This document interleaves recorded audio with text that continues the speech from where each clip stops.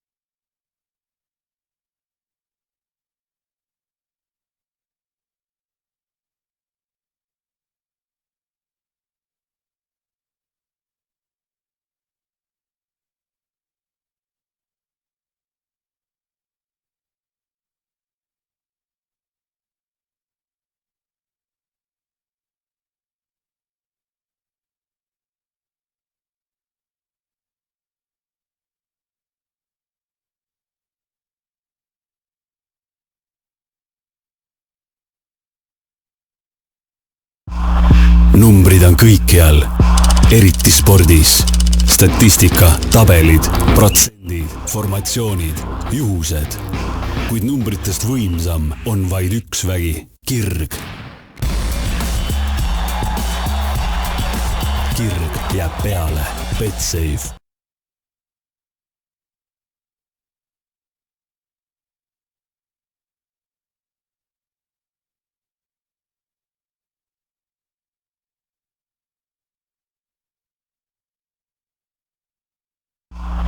Цифры везде, особенно в спорте. Статистика, проценты, формации, возможности. Но мощнее цифр только одна сила – страсть. Страсть не подвластна числам. Betsafe.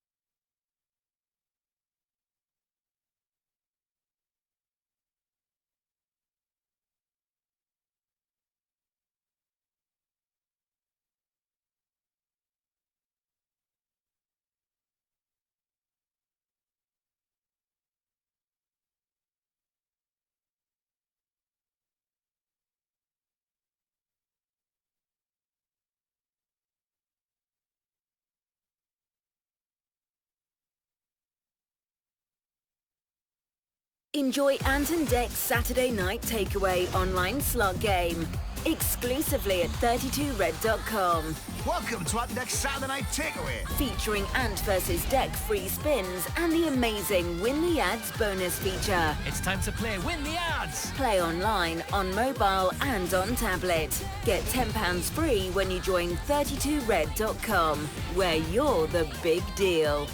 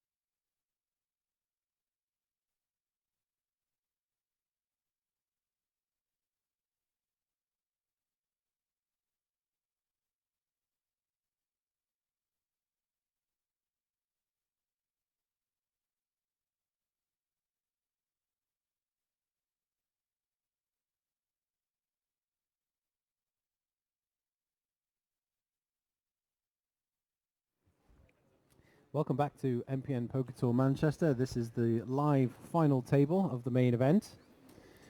And we are watching the final 6 players. The final 6 players. Now that might come as a surprise to some of you. Unfortunately, due to some technical issues with the stream, we missed an elimination. And it was Guthrie who was eliminated. Colin Guthrie, 51-year-old from Kent, was eliminated holding Ace-King against Tim Chung in seat 9, who held Pocket Queens. Unfortunately, we missed that action, but we are now down to 6. So, the 6 players remaining are battling it out for a £29,900 first prize, and the next player eliminated will get £6,500. Now, I'm here with my partner in crime, Jonathon Kelly, who also works for Micro Gaming. Hi, Jonathon. Good evening, everybody. Good evening, Alex. How are you? I'm all right, yeah. I'm good. Good to be here. Good to be here. Jonathon commented on the stream in Malta with myself, and there was such a small amount of hatred for our work that we got invited back. I think we're just trying to cover the Irish demographics by inviting me back. And I know, without even looking at this final table, I know who I'm supporting. And that's seat 1, Cieran Tighe. Being a big Irish man, we always stick to our own. So there's already a bit of bias coming from me. So you stick with the big Irish guys, do you? Yeah. We've started already. We've started. Hello, ladies and gentlemen. This is the kind of stuff you can expect for the next 12 hours. Have we passed the watershed yet? No, Irish people are very biased. We always stick with our own. I've been following the table only slightly in the last couple of hours, but I already know he's my favourite. If an Irishman was playing Tiddlywinks, I'd support him. That's just the way. That's just the way we are. So to our detriment. Shall we have a bet then, Jonathon? Shall we have a bet on the final victor of this table? So, is your money on Cieran Tighe? I will take Cieran. The one-arm bandit, as I heard you describe him earlier on. 10 quid. £10, no problem. £10 bet on Cieran Tighe. I haven't chosen yet. So I am going to choose Tim Chung. Tim Chung. Fair enough. Alex has never won a bet against me in the entire year that I know him, and that's a fact. This is actually true. That is a fact. So it's money in the bank. So anyone that's running a book on this, get your money on Cieran. It is guaranteed. Yeah. Of course, there's the many outcomes where neither of us win. Yeah. Which would probably, knowing our luck, will probably be one of those outcomes. The only winner are the listeners. Okay, so in this hand, Hurri and Chung are contesting a pot of 240k. Board is Queen Jack 8-9. There's some action pre-flop and on the flop, nothing on the turn. Chung is in the lead with queens and 9s. Hurri has nothing at all to be thinking about. Well, I guess a little small bet here. He has something to think about, but he has nothing to... yeah, I think if he bets out, he might take it. No, he's checked. Yeah. He's done. He's given it up. Okay, so for those of you who are just joining us, this is the MPN Poker Tour Manchester main event final table. 288 entries, £150,000 prize pool, and the remaining 6 players are fighting out for a nearly £30,000 first prize. One of the players still at the table, Sebastian Gruszczynski, in C2. He is the winner of the Betson Last Longer King promotion, and he's already locked up a seat to MPN Poker Tour Tallinn, which takes place the 19th to the 22nd of October at the Olympic Park Casino, and €150,000 guaranteed up for grabs there. And just to add to that, Alex, satellites are running right now this minute on any of the MPN skins, so get qualifying from as little as €11 for seat only. So Jonathon is our poker manager on the MPN, looks after our tournaments, our cash games, our poker game offering basically. I'm the head of product for poker, and I look after the development of the poker software, so lots of exciting things coming in the next couple of years. Yep, that's how far we've planned ahead. We've got some really cool things to look forward to. That's what we do when we're not commentating. On that matter, if anyone has any feedback on our current tournament schedule or any of our qualifiers for live events or anything to do with the poker side of the MPN, any of the skins, please feel free to get in touch. Always looking for feedback. So you can get in touch in several different ways. You can get in touch with us on Twitter. That's at MPN Poker Tour. You can get in touch with us on Twitch. That's twitch.tv/thrill-of-poker. You can read our live updates on mpnpokertour.com, and you can also watch live on Facebook. facebook.com/MPN Poker Tour. Lots of different ways to follow us today.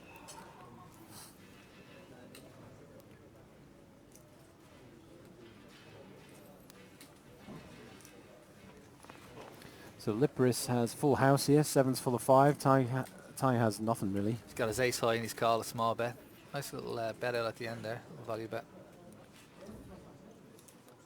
I don't think he did call actually. Oh, did he not? Sorry. Oh, he hasn't called. I hope my bet hasn't given him the gift of doom. We're watching on a 30-minute delay here today.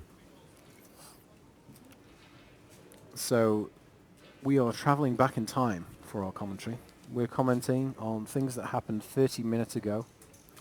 And not once today has anybody brought me a tip about something that's going to happen so I can prepare for it. So we are completely unprepared for the action that is about to unfold. These are our genuine emotions, our genuine feelings about what is happening at the table. So blinds are 25, 50k with a 5k ante.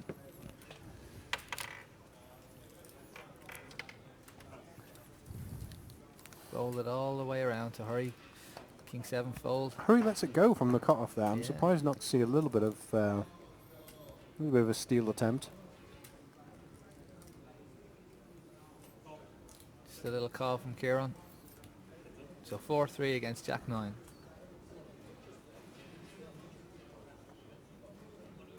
It's not a great flop for any of them. No, 10-6-2 hits nobody. Tighe with an inside straight draw. I think a nice little bet out there should take this pot. I can't see.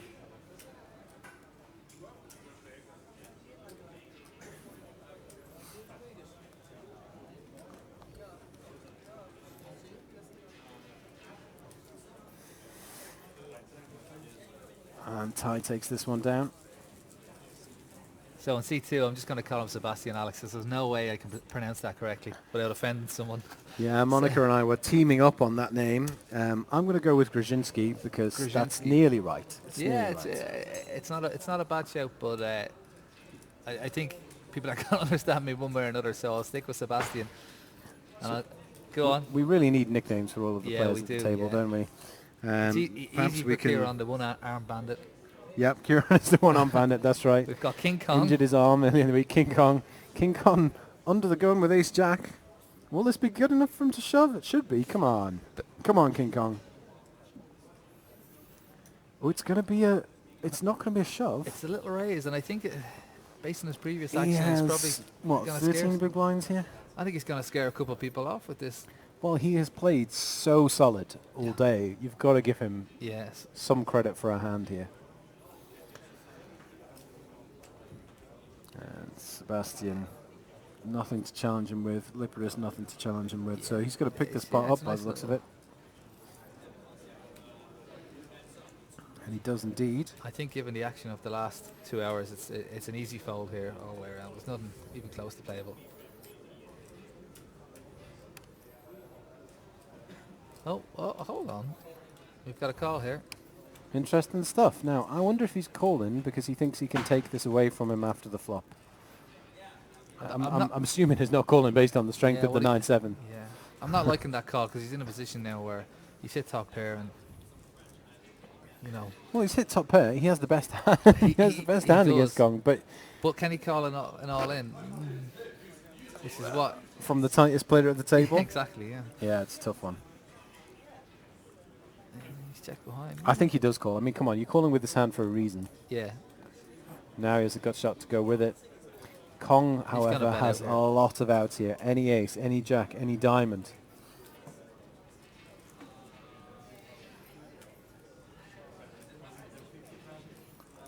Let's see. Could have some drama here. Liperis has bet.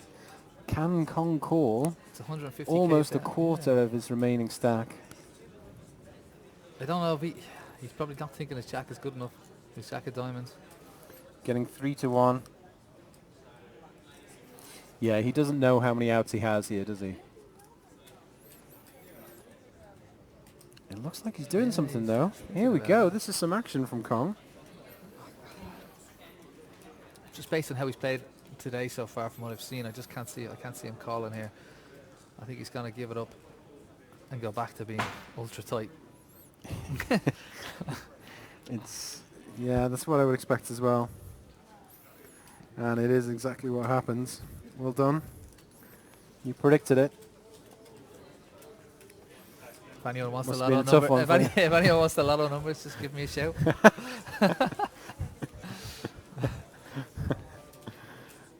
Yeah, absolutely. So before I got to do some commentating today, I went to see Manchester City Stadium, Alex. Oh, well, yeah, okay. You're a Manchester City I am fan, a aren't Man you, City Jonathon? fan, an Irish Man City fan. There's not many of us around, but we're at the home of football, and there's only 2 teams in Manchester, Man City and Man City Reserves. So, you know, you got to go and see one of them. So that's what I've been doing, sampling the delights of Manchester today. Manchester is a fantastic city. Now, obviously, Manchester was rocked by a terror attack a few months ago, just down the road from here at the Manchester Arena, very, very close to this casino, actually. We're really pleased to see so many players showed up for the event nonetheless. Obviously, it's a very, very unlucky thing. Terrible, terrible thing to have happened to Manchester, but the way that Manchester and its citizens really rallied together afterwards was very heartwarming to see. And there's still signs up around Manchester, you know, we're better together, and it's an inspiring place to be at the moment. Absolutely. Actually, really defiant in the face of those terrible things. From what I've seen from the last couple of days, seems to be a good atmosphere around. Everyone's a lot more friendlier than I've noticed previous times I've been here, and I think everyone's kind of rallied together in the face of the attack, so it's great to see. Yeah, we know that many of the players who qualified for this event were put off by the events of the attack and decided to go to our Tallinn event instead, which is fine. It's absolutely fine. But Manchester remains a fantastic city, full of fantastic, friendly people. It's a great place to visit. Whether you're a football fan or not, it's a great place to visit. And the locals will make you feel very, very welcome here. For anyone that doesn't know, Alex is originally from Sheffield, so that applies to nearly all places in the world compared to Sheffield. Sheffield also a great city. Very, very friendly people in Sheffield also. In fact, the whole of the north of England full of delightful, friendly people. I had to get it in somehow, a little dig at Sheffield. Absolutely. No offense to any Sheffield listeners out there. Sheffield, also a home of football, although not so much good football. 3 football teams. Little known fact about Sheffield. Sheffield has 3 football teams. Sheffield United, Sheffield Wednesday and Sheffield FC. Sheffield FC, one of the oldest football clubs in the world. In fact, possibly the oldest football club in the world. Little claim to fame there for Sheffield. I can't believe what's more impressive is that you're filling me in on football facts. What's gone wrong? Yeah, I'm not known for my football knowledge, I'll be honest. Okay. So we haven't seen a flop since in the last 2 or 3 hands. It's 25k to call on the small blind. And Hurri folds to Chung in the big blind with Jack 9, who picks up 50k. I think that the break has kind of slowed the pace down after the action of just before the break. Everyone seems to be taking a minute just to evaluate where they are. Yep. Yeah, absolutely. See, look at the smile. Look at the smile on Tim Chung's face. That is the smile of a man who's going to win this event and earn me £10. £10.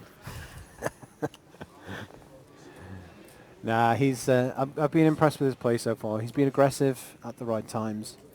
Oh, here we go. So pocket 10s for Sebastian. Sebastian picks up pocket 10s under the gun, raises to 105k. Will he get some action? Probably not from Liperis. Nope. Kong, nope. But blinds at 25.50, I'll be surprised if he picks up the pot with it. That's a little more than a minimum raise then. Yeah. 105. I think Hurry's going to call this, is he? No? No, I don't think so. He's been very, very tight so far. No action for Sebastian Gruszczynski. And a fold from Cieran with his ace-4. Don't know. Sebastian G. Gruszczynski. Monica would know. But she's off getting drunk on a boat. Hard life. The life of a professional poker player, but stroke blogger. Mm-hmm.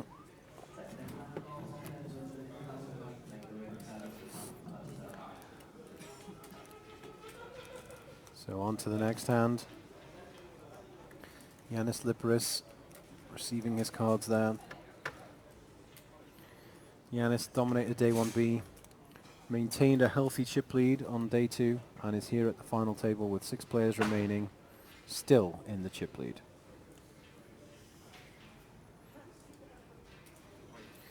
And from under the gun, he raises to 100,000. So with we've ace-8. got an all-in here from King Kong. There we go. King Kong waits for big pocket pairs. 430. And he finds them. He's probably had more big pocket pairs than any other player at this table. Can Liperis find a call here? I don't think he Well, can. do you know what? Is he priced in? It's 330k into 635. No, he does fold. Do you know what? I think a different player he might have called. Yeah, given the stack sizes as well, he's... So there we are. Jari Hurri, our Finnish player, very familiar face on the MPN Poker Tour, is our short stack with just 10 big blinds. King Kong, that's not his real name. His real name is Alex. So if his name is Shortly above Alex Kong, and your name is Alex, does that make you King Scott? King Kong? That's the worst No, thing ever. Ever. Something in my head. Mr. Kelly. Something in my head had that the opposite way around. The Kong, not the King. Oh, we'll get better as the night goes. It's still early. I'm more like Donkey Kong than King Kong. Somebody has a very, very contagious laugh in that poker in that poker room. I can hear it from here. Okay, so we have Liperis in the big blind, just picked up 50k by doing no work at all, nothing at all. A very subdued table since the break. It really has been. Yeah, very subdued. It's a lot more experience, this table, compared to previous MPN PT final tables, and I'm wondering, is that what's shown here? Is that why it's kind of subdued the last 20 minutes? Well, Alex Kong, probably the most experienced player at the table, 64 years old, from Chester. He, we mentioned earlier, has some results spanning the globe and spanning the decades. So he won a stud event at the Amsterdam Master Classics in 1997, won 50k in the Grand Prix of Poker in Las Vegas in 1986. So I was a lad. I was still in nappies, and Alex was winning poker tournaments. That's other Alex Kong. Alex Kong, yeah. So there you go. Little did he know at the time that, many years later, he would be commentated on by the two of us. I think even looking at Tim Chung's history as well. Oh, here we go. We've got some action at the table. So Gruszczynski raises from the button. Kong called from the big blind. Let's see, the flop was Queen 8-4, and it goes check check. Gruszczynski actually in the lead here with a pair of 8s versus Kong's pair of 7s, but this is one of the weakest hands that Kong has ever entered a pot with. 3 on the turn, changes nothing. Yeah, I think Kong happy to just check this down by the looks of it. Yeah, I think if Sebastian bets out here, he can take this pot easily enough. He's got 2 pair now as well. Well, I think he probably will bet for. Yeah. Mind you, would you bet for value against the guy who's never going to pay you off? I think you would. You'd probably bet for value here, but do you know what? If you got called, you wouldn't instantly think, yes, I've won this pot. Yeah. So he's bet out 150k. So 150k to Alex to call. I don't see Kong calling I here. can't see a call here, especially after what happened a couple of minutes ago. No, I think he's It does look a bit bluffy. That's the only thing which is in in Gruszczynski's favour here. You know, raise pre-flop, con called. It's been checked to this point. Yeah. It could just be a stab with something like Ace King, Ace Jack. He's You know, for sure not putting him on could 10-8. be anyway. ahead. In theory, could be ahead. He can't be putting him on 10-8, that's for sure. Now, can he get a read from behind the sunglasses of Gruszczynski? We all know that wearing sunglasses inside not only makes you super cool, it also defends you against all poker tells.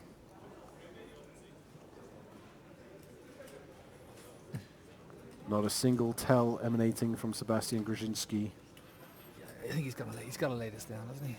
I think so, yeah. He did Yeah, the he exact has. same thing earlier. Had a good think about it and laid it down. I think Made him sweat a bit. he's fallen into the push or fold territory at the minute. Alex Kong.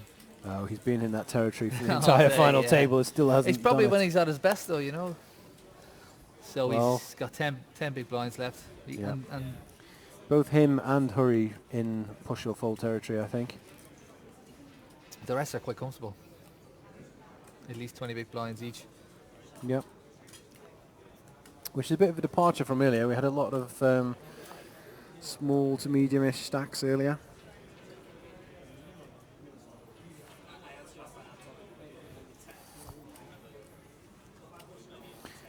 Some comments there from Cat from Redbet. People in the northwest of England have to be cheerful to balance the terrible range of weather. That's absolutely true. Absolutely true. Oh, here we go. Gruszczynski, who for some reason I am now calling by his surname, despite the fact that I know I can't pronounce it, I think it's has raised from the cutoff. I think it's that vodka Red Bull, Alex, is kicking in now. I've got half a Red Bull in me right now and half a vodka. So he's raised out to 110. Liperis with King Queen, he's having a think. Well, do you know what? Sebastian's in the cutoff. Liperis is on the button. This looks like a steal.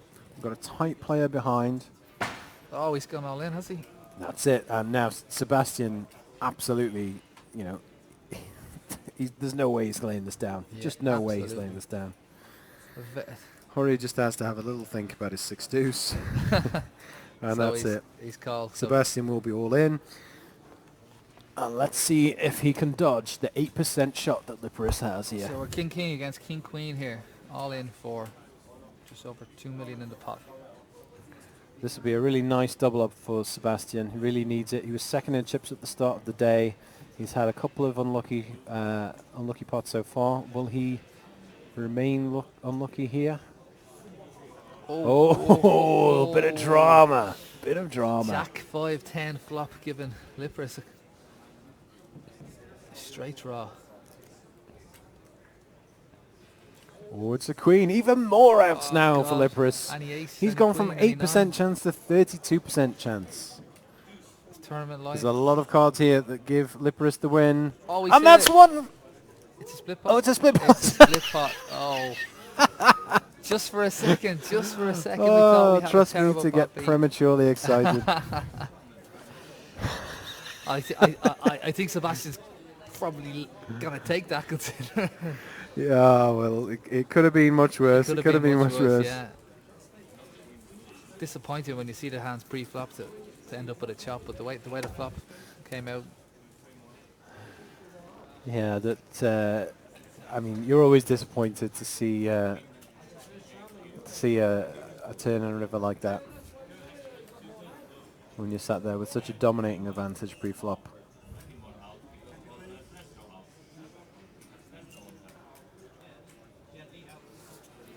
Some discussion at the table. Just If you'd like to mock me for my premature excitement, please go to twitch.tv/Thrill of Poker or tweet us at MPN Poker Tour. at MPN Poker Tour, or go to facebook.com/MPN Poker Tour.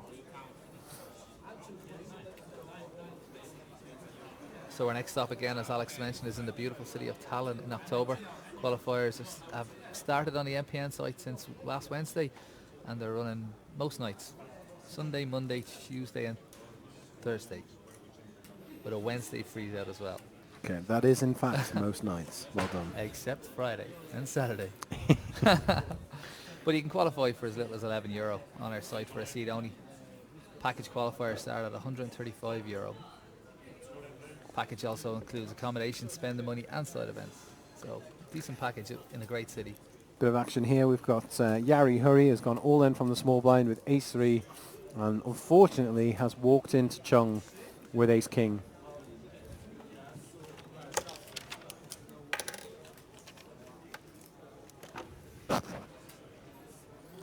And it's ace-king on the flop. This is very bad for Jari Hurri. Very, very bad indeed.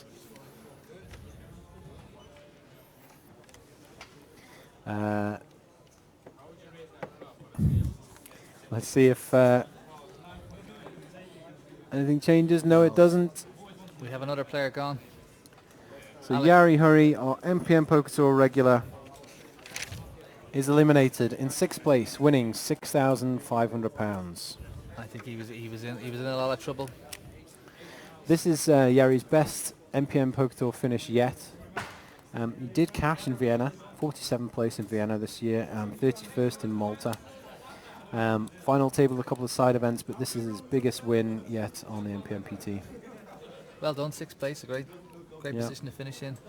But it gives your friend Tim Chung a great position, Alex. Yeah, absolutely. That's the £10 riding on that. He's up to 2nd in chips, slightly behind Liperis.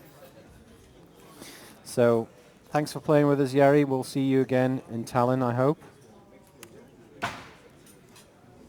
So, down to 5 players. Alex Kong is hanging in there. 9 big blinds left. Every time I've seen him, he seems to be eating and enjoying it. It's making me very hungry looking at him. Yeah, that's funny, yeah. I think I'll wait for the next break before I... Come on, Alex, share that food with us. Before I eat myself. The last thing anyone wants to listen to is the sound of a Northern English guy and an Irish guy chewing. There's a little preview for you guys. So, Sebastian raises under the gun with Jack-10 suited, one of my favourite hands. Liperis in the hijack with King-7 suited. What will he do? Probably lay it down, I think. Yeah, he's going to lay it down, I think. We are only 5-handed now. So it's a Dynamics have changed. Yeah, time to get adventurous. Plenty of blinds to pick up. The blinds at 25.50.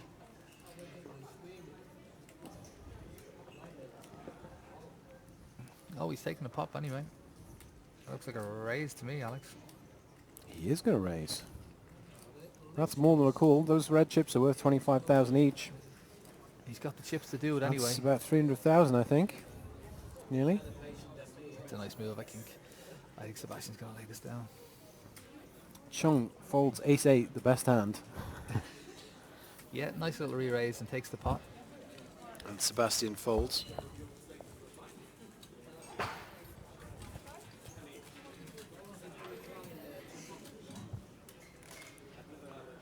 Now, what's going to happen next? Only time will tell. It's been a very interesting final table so far. So next place is guaranteed just under £8,500.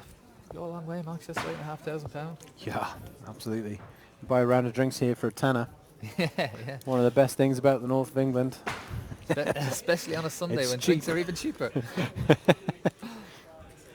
Manchester, really, you can get the full spectrum of prices here. You know, we're, as northern men are not exactly famed for our generosity. So you can get a pint for £2, or you can get a cocktail for 20 quid. Depends where you go in Manchester. There's the full spectrum of bars and clubs and pubs. So Liperis has raised under the gun with Queen Jack suited. Let's see if he gets any action here. Just a min-raise. And Seb from the big blind. So I've decided he's called Seb now. Has he's called hit his and 10 hit anyway, a so 10. he's in a good position. Now, will Liperis be tempted Yeah, he's gone. with his 2 He's got the overcards chips, and a so backdoor he's flush gone. draw?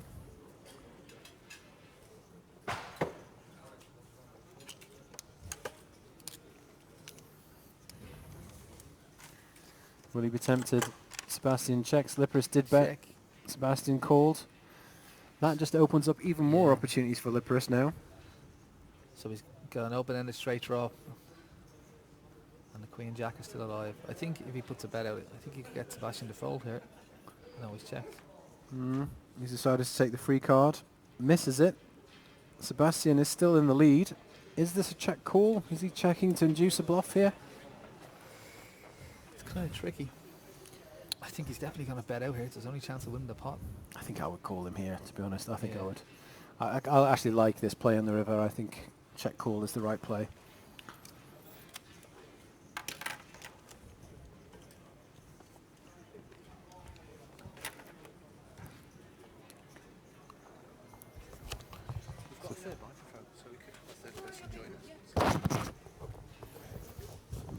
So 225k to call. It's kind of tricky. It's a nice bet. It's enough to just put him off. Especially given his stack size. I think that's the guts of a quarter of a stack, is it? It's a quarter of a stack to call with a pair of tens. Yeah, but what were you doing in the hand with the 10-9 if you weren't willing to make a decision like this? Yeah, true. You know? I think he should call. I think he probably will.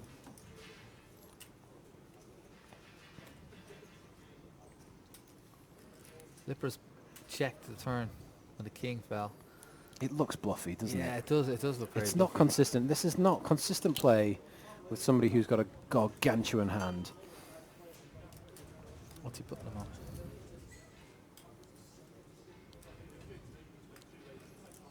I don't know, but he's told a story here with his Queen Jack.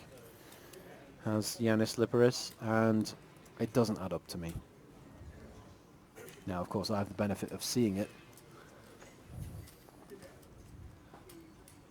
He's also probably been playing with him over the last couple of days as well. They've probably locked horns a couple of times, so he's probably got a good read on him. So you would think that this would he would call. Yeah, many of these guys have been playing with each other for days now, so they'll be intimately familiar with each other's gameplay. Is there an off chance that he's trying to... He's having a good think about it.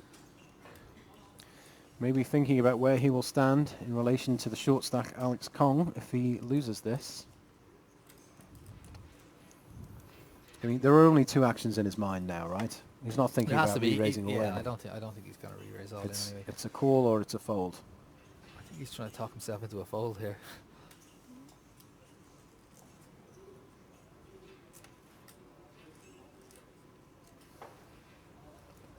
Yeah, you're right in what you said. Liperis, his bets don't make sense. They don't follow a pattern that would think that he has anything. So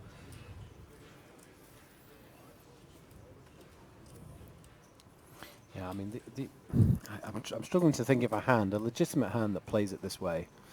You know, maybe like 8s or 9s, something like that plays it this way. But I mean, Sebastian's beaten those hands. yeah, yeah, Maybe Jacks or Queens, but Jacks or Queens playing not betting that turn is a little weak. yeah. If he's got jacks or queens, he's betting the turn. So Yeah.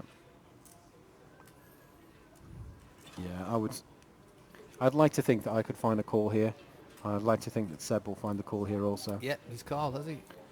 No, he's Yeah, he has called. called. He has called, and he will That's a win great this call. pot. That's a great call. Well Yeah. done.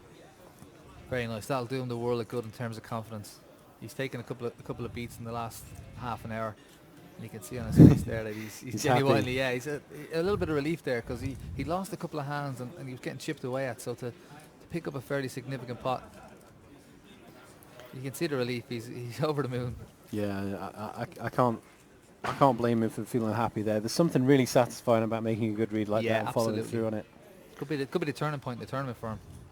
Certainly could be from a confidence perspective. So I think I might be winning £10 off you fairly soon. Yeah. So my boy Cieran Tighe, 20 big blinds. He's still in a fine position. 20 big blinds. I know he's got a million chips. He's good. The luck of the Irish will see him through in the end.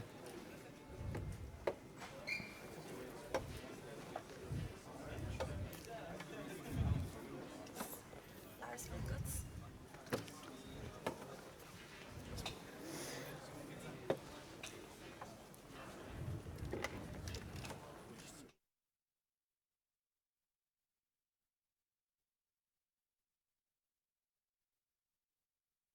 Okay, so Lars can join us anytime. Okay, cool. So we're going to be joined shortly by Lars from Guts, who's going to join us as a third commentator. This is the first time on our stream that we've had 3 people. But we do have a third microphone here for a reason. So Lars going to be jumping in with us now, but just a bit of action on the table. There's been a raise from Sebastian up to 125k with King Jack. As I said in the last hand has done this confidence a world of good, and it's always good to come straight out with a raise, straight after winning a decent pot. yeah, and he has the best hand. Strange. Liperis' call with 9-4 off suit. Must be thinking about taking this pot down later. I think this rate. I think the last hand might have frustrated him a bit, which is not what you want at this stage of the tournament when you're chip leader. Absolutely not. You're asking for trouble getting involved with 9-4. Could self-destruct here relatively easily. And Sebastian has hit king, top pair, with a decent kicker. He's bet out. And Liperis just folds. And fold. It's very, you know. I don't know what his plan was for that hand. Yeah, I don't think so. I think there's a bit of frustration from the last hand, and it's going to show. But 2 hands in a row now for Sebastian. That's really going to help him. A little bit of frustration also creeping in for Liperis, which there's no need to be frustrated. He's chip leader. He's doing very, very well. So we're just going to introduce Lars from Guts now. Hi Lars, how are you doing? Hi, thank you for having me. Evening, Lars, how are you? Glad to have you here. Good. So Lars, tell us a little bit about yourself and what you do for Guts. I'm Lars from Norway. I just started in Guts 3 months ago now, working closely with Eric in the poker team. So my title is poker coordinator.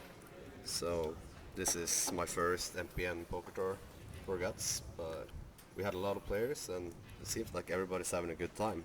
What are your thoughts about this event so far? Have you enjoyed yourself here in Manchester? Yeah, I mean, I love Manchester. I'm a United fan as well. Ooh. So Can we have a substitution, please? Anyone? No? No?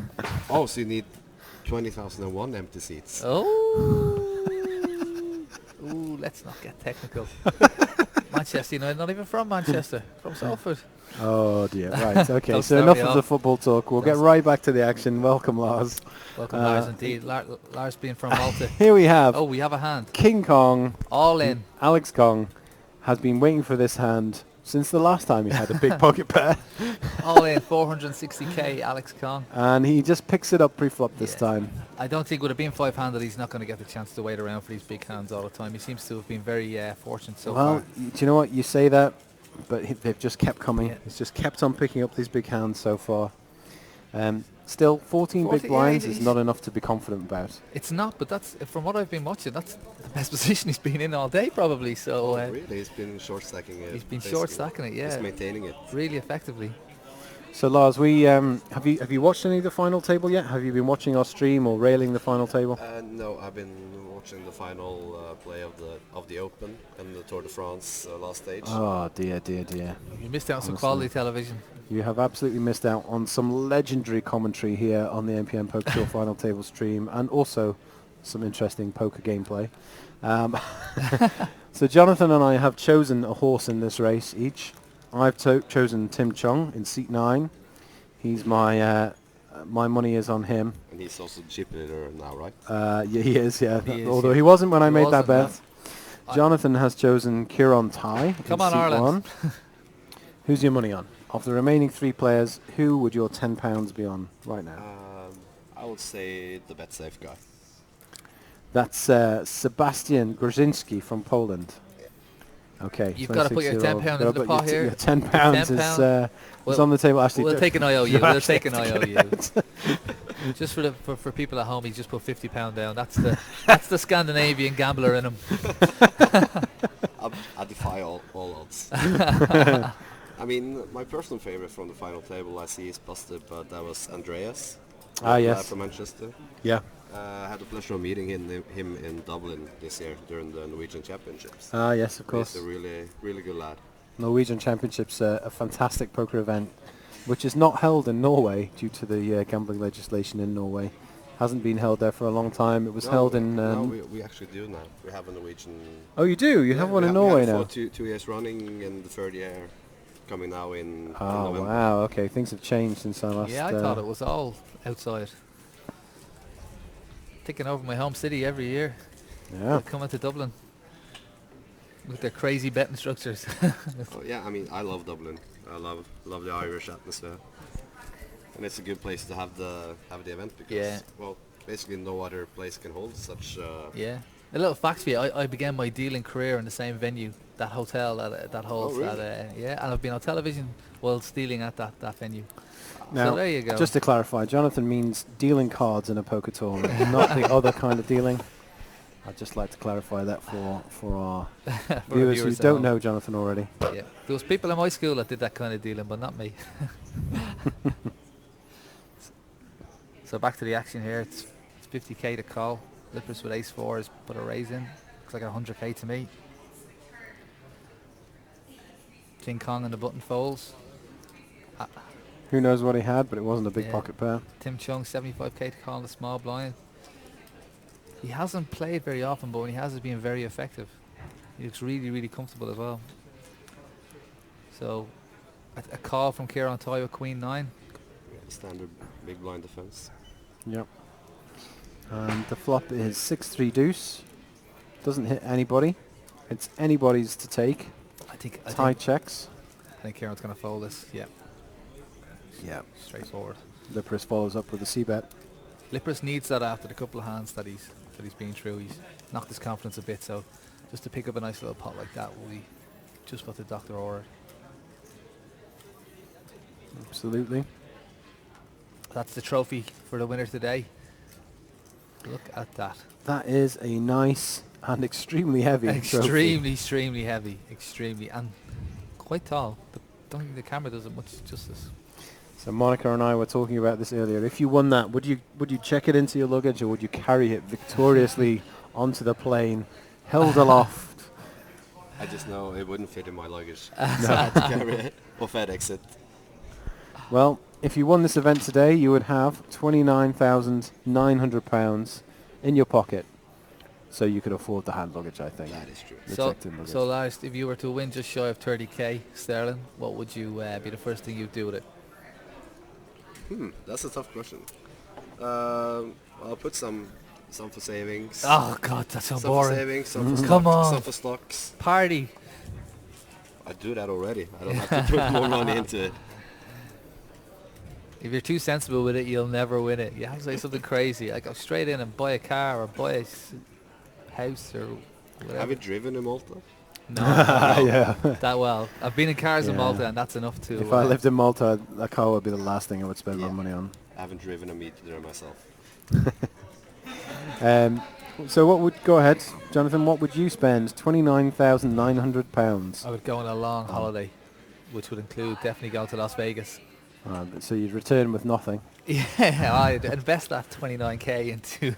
No, I would definitely go on a long holiday. You get a very long holiday out of 29k. Yeah.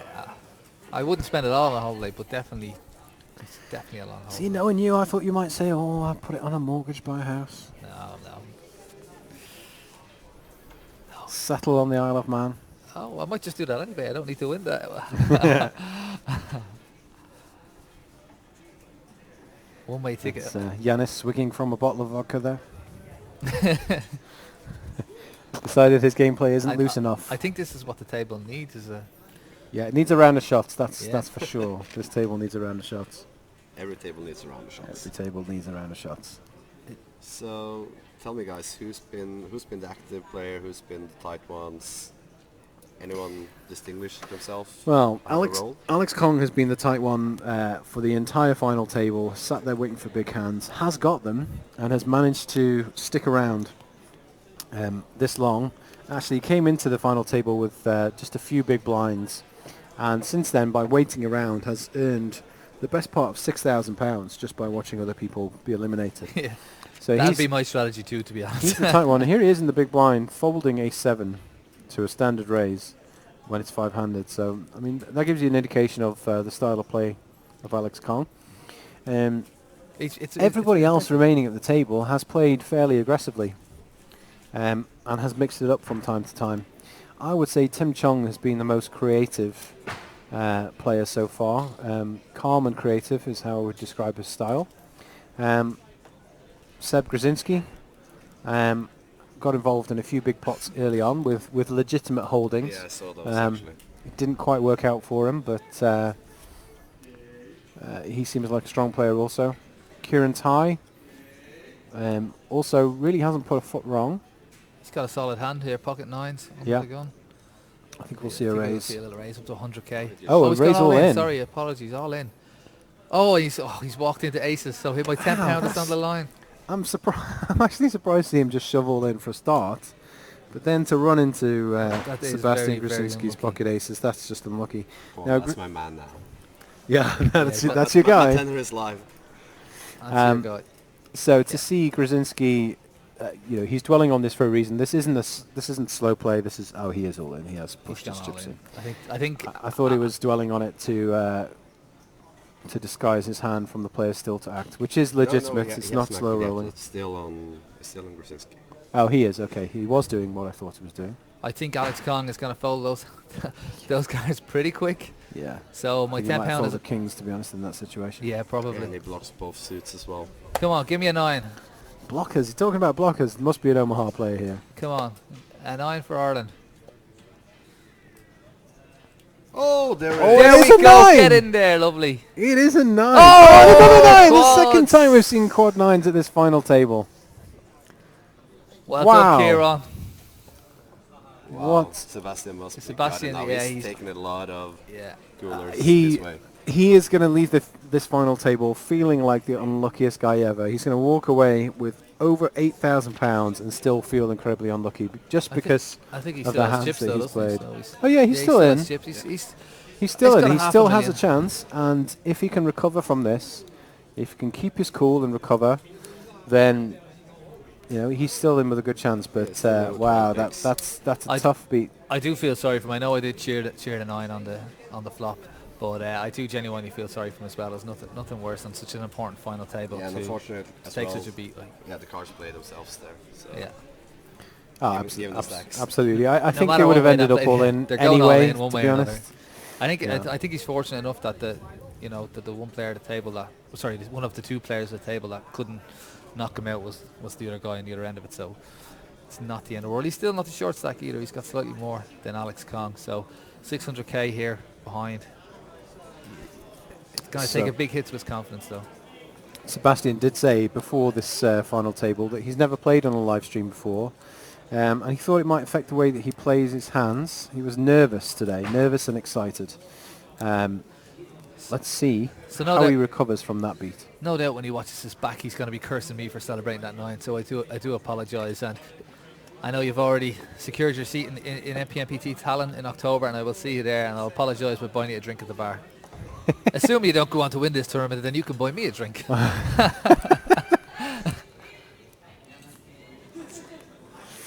Okay, so Liperis pocket in the 10s. cutoff with pocket 10s. Legitimate hand. What will he do with it? This is, it looks like he has raised, yeah, has raised to 125k. Yeah, it seems like we had a blind increase as well now, to 30k, 60k. 30-60k, Yep. so 125 is going to be, 120, 125 is going to be the minimum bet fold. Oh, well, Tighe. So Kieran's got ace-8.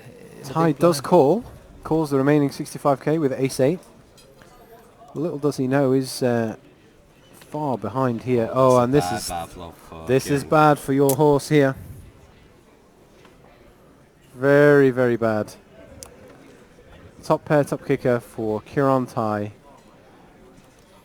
He has checked. Liperis no doubt will bet. Both guys 1.7 million behind. Maybe, That's the thing. What there will be at the back of their mind is their stack size. yeah, And the thing I is, think like, that he's could always save going him. to call one bet, depending on turn on the river. He's going to call 1 or 2 more streets. He needs what he needs is a jack, queen, or king on the turn to put him off his hand and get him off it, or an 8 or an ace. to put him So on. Liperis did bet 103,000 and Tighe called. Yeah, Turn is a 10. no, to jack. Sorry, a jack. Can we have a substitute here too, please? Ah, jeez. More Red Bull, please. To jack Interesting that. to see now if he checks behind or if he goes for another value street. Alex Kong enjoying the rail behind, hoping one of these players gets knocked out so we can bump up a spot. Fun final table. So Kieran, I think that jack might save Kieran some chips here, Could do. but it might also slow Liperis down as well. So Let's see what Liperis has bet. Now, Lars, what would you do if you're Cieran Tighe here? I mean, Facing a bet, significant bet, couple of 100,000 by the looks of it. I think it's still a call. so it's Give him the odds. 245k. Oh. Yeah, sorry. 245k to call, Lars. Yeah, I You think, call? I think I'm still going to call one more. Yeah, 1.6 behind. Just given your relative hand strength, you have Yeah. to. I think for me, I'm calling, but I'm not liking the call. No, you no, know, true, I'm true. thinking to myself, how can I get out of this hand as cheap as possible? I can't fold, but And I mean, also the Jack of Hearts there isn't exactly the driest card in the deck. yeah, No. true. Oh, So Deuce yeah, on the now river. it's getting 3 streets of value with the tens. yeah, I think he might. I think you're right. I think it's a bet from Liperis and a call from Kieran. I think that's where this spot's going to finish out. Maybe 500k bet here, hopefully. So, Tighe will actually take a significant beating on this hand. He's actually nearly lost all the chips that he had 900k in previous hand, doubled up to 1.7, 1.8. Yeah. It's going to be interesting to see how big he goes for value now. I think he's going to Yeah, go for there's $1 million in the pot. If you were to bet, say, 400,000 or 500,000, it's very difficult to fold. Yeah, I think he's going to get 500k. Kieran's going to call. He's going to be back to where he It's started. actually going more like 650-ish. Yeah, it looks big. Oh, and he hates it. Look at Yeah, this. a couple of yellow chips on top, just for. Yeah. Kieran knows he's got a difficult decision here. Yeah, 475 is that? Yeah, it's so 415, 415. sorry. I predict a 500. I think Kieran can call that and chalk it down. I think he's got a call from his perspective. It's I know it's not a great call because we know the cards, but I Well, think in his head he's thinking, let's I could be good here. Liperis raised from the cutoff, Tighe called from the big blind. It could have been a steal. Liperis has bet all the way. Liperis has acted like he has a strong hand all throughout this pot, but his range of hands does not just include strong hands. He's in a steal position pre-flop. He would be expected to open with a wide range of hands. Some of those hands could be, could still be beating Tighe. To be fair, the Jack tens of this world.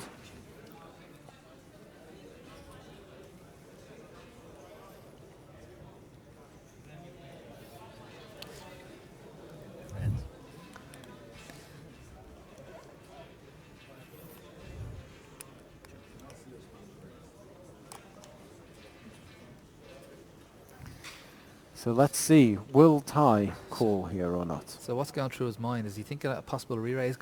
If he re-raise all in, can Liperis find a call as well?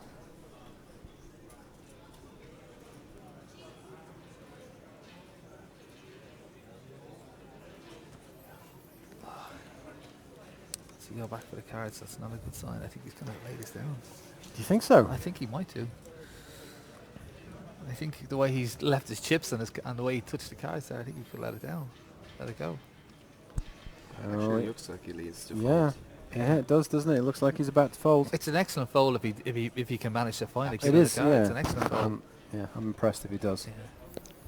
I think I would probably call him here. I'm calling too, and then I know I'm calling and I know I'm losing, so. There he goes. Fuck. He's folded. Good That's a the great- fold. that's an Well excellent fold. done.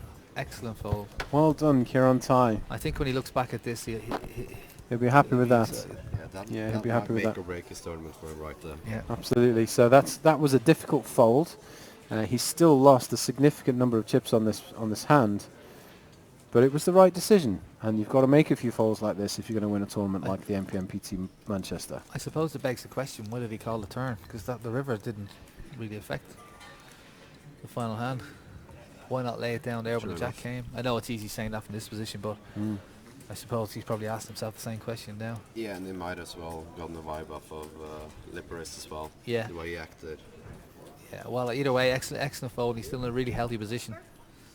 And of course, he knows he has my £10 riding on him, so He does know. I have the Irish tricolour out the back for if he wins.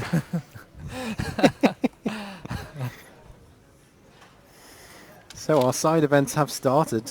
here at MPN PT Manchester. The £110 doubles event, which started at 6 p.m, is now in play. Which I believe, Alex, we were going to play. If the final table had a finish, Oh, we King mentioned that a long time with ago. queens. Oh, here we Oh, go. here we go, here we go. Kong once again many picks hands? up massive pocket pairs. How did he come into this It's table a as a fix. short stack?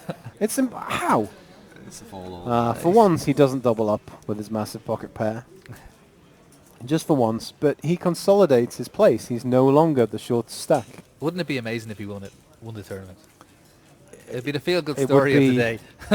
It would be, yeah, it would be. It'd be like this guy who's been playing poker for Since I was in nappies. over 30 years. This guy's been playing poker. We know that much at least.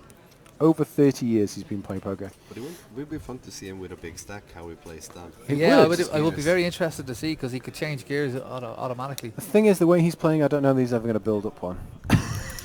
If he's going to win a tournament, he's We'll got to do it see. some way. It's an extremely conservative style, but it's worked for him so far.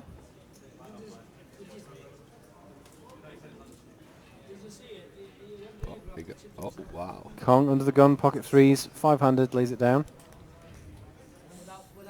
Chung, on the other hand, thinking about his nine deuce.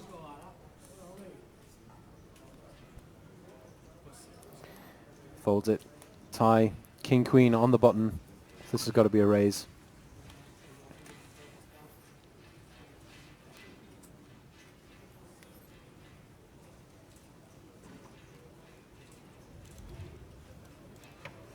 Tie does raise to 130k.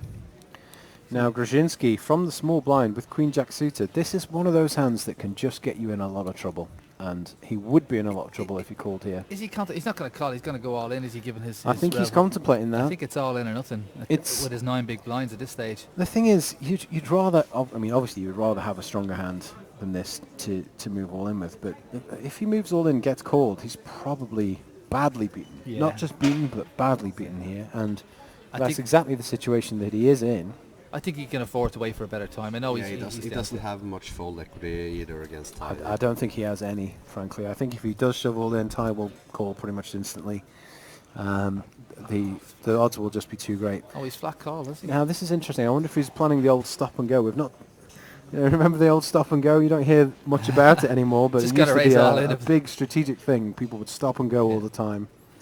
But this is... Was that back when you and Alex Kahn played poker, was it? back in the back day. in the 80s. Used to play poker 10 years ago. People would stop and go. Let's see what happens. Liperis is Jack-6 suited. No. What's he thinking about? He's thinking, he's also entered the pot. That's He's in the worst adventurous. position of them all. That's adventurous. Yeah, he's got Yeah. S6. Three spades would be interesting right now. Yeah. Come on, the three spades. I think Liperis. No, his no. sixes is 9, Okay. 10. This is an interesting flop, though. This is I the think kind of flop that Gruszczynski was looking for, and he has shoved all in. I think he'll take it down as well. Yep. I think he'll take No, it stop down. and go has worked a treat It there. has indeed. Has indeed worked. Liperis It's has a got stop out and there. go semi-bluff as it happens, but I just don't see how Cieran Tighe can call this. I think Sebastian's happy with a call, even if someone does call him. You know, without seeing the cards. He's got 2 overcards. Open and a straight draw. Worst case, someone calls him and he's still got plenty of outs.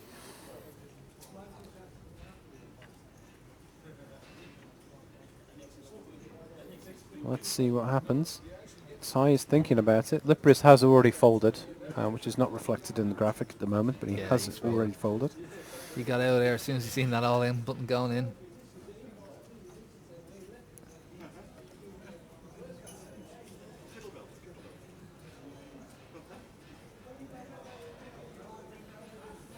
Come on, Tighe. Make a decision. I'm going to call the clock on you.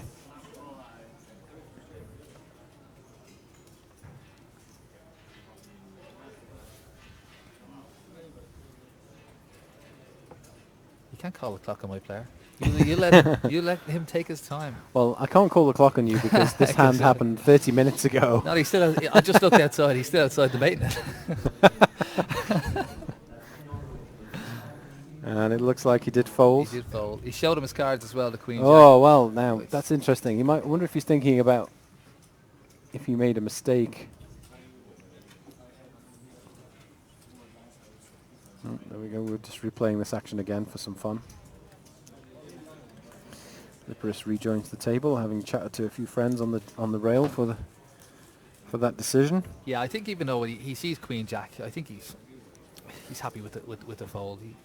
He couldn't have, he'd only invested 2 big blinds in the pot pre-flop, so well, it's not a bad fold. For me, if I was in his position, if I was in Tighe's position there, I'd be kicking myself for folding, but also thinking, well, I could have called and made the right decision and still been sucked out. Still lost, yeah. And there would have been a damn good chance of that happening, frankly. Yeah. Still funny as well, like, Kong folded pocket trees under the gun that hand. Well, just then, yeah, again. With a 12 big blind stack. Yeah. Yep. I think he's playing the old, someone else gets knocked out, move up the pay scales unless I have a monster, and that's... Well, I don't think I've ever folded the pocket trees there with that stack. 5 left. Always have to shove it. He's got and pocket here he deuces is, this time on the again, big pocket blind, pocket deuces. Now, Chung is raised under the gun. Well, it's posing for the photographer. Nice backhead, Mark. Will Kong? No. I don't know why he even started asking that question. Yeah, he knew the answer was no. He's folded on the big blind of pocket twos. I think even a min raise could take it down. Well, he's got 9 blinds. So.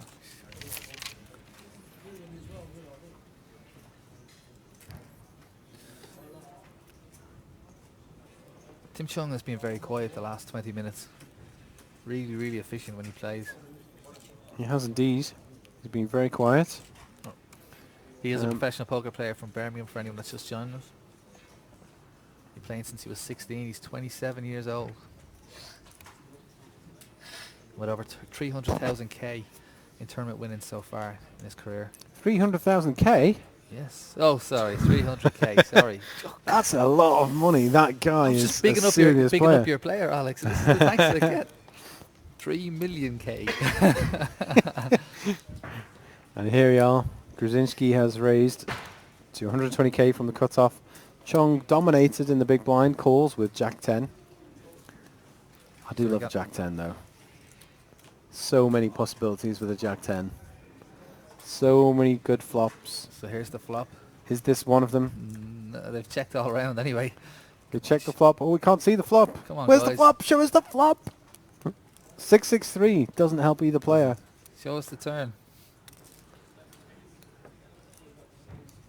Turn is an ace. Turn is an ace. So I think yeah, Chung bets out. He's gonna What? take this pot down. Something's happening. Check, check on the turn. River is a 7. We're playing this in times 2. This is... who knows what's happening in this hand, but it appears that Chung has checked on the river. But accounting out the chips, it looks like Sebastian is taking it down. With his queen high. Checked all around, he's taking it down with his queen.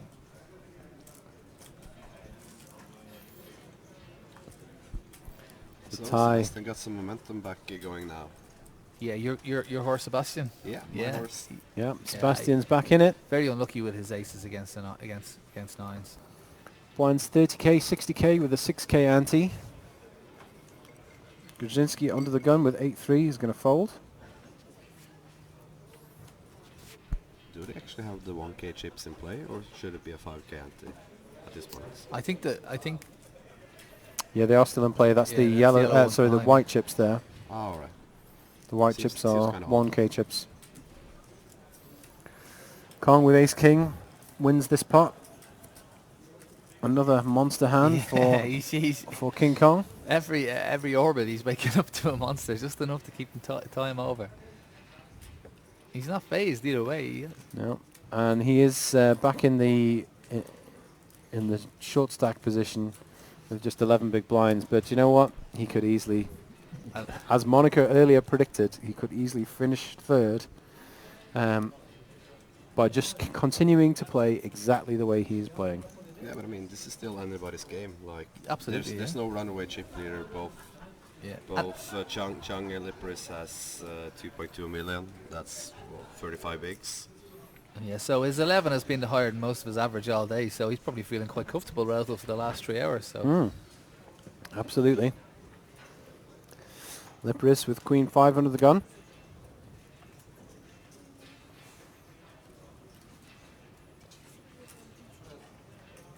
Oh.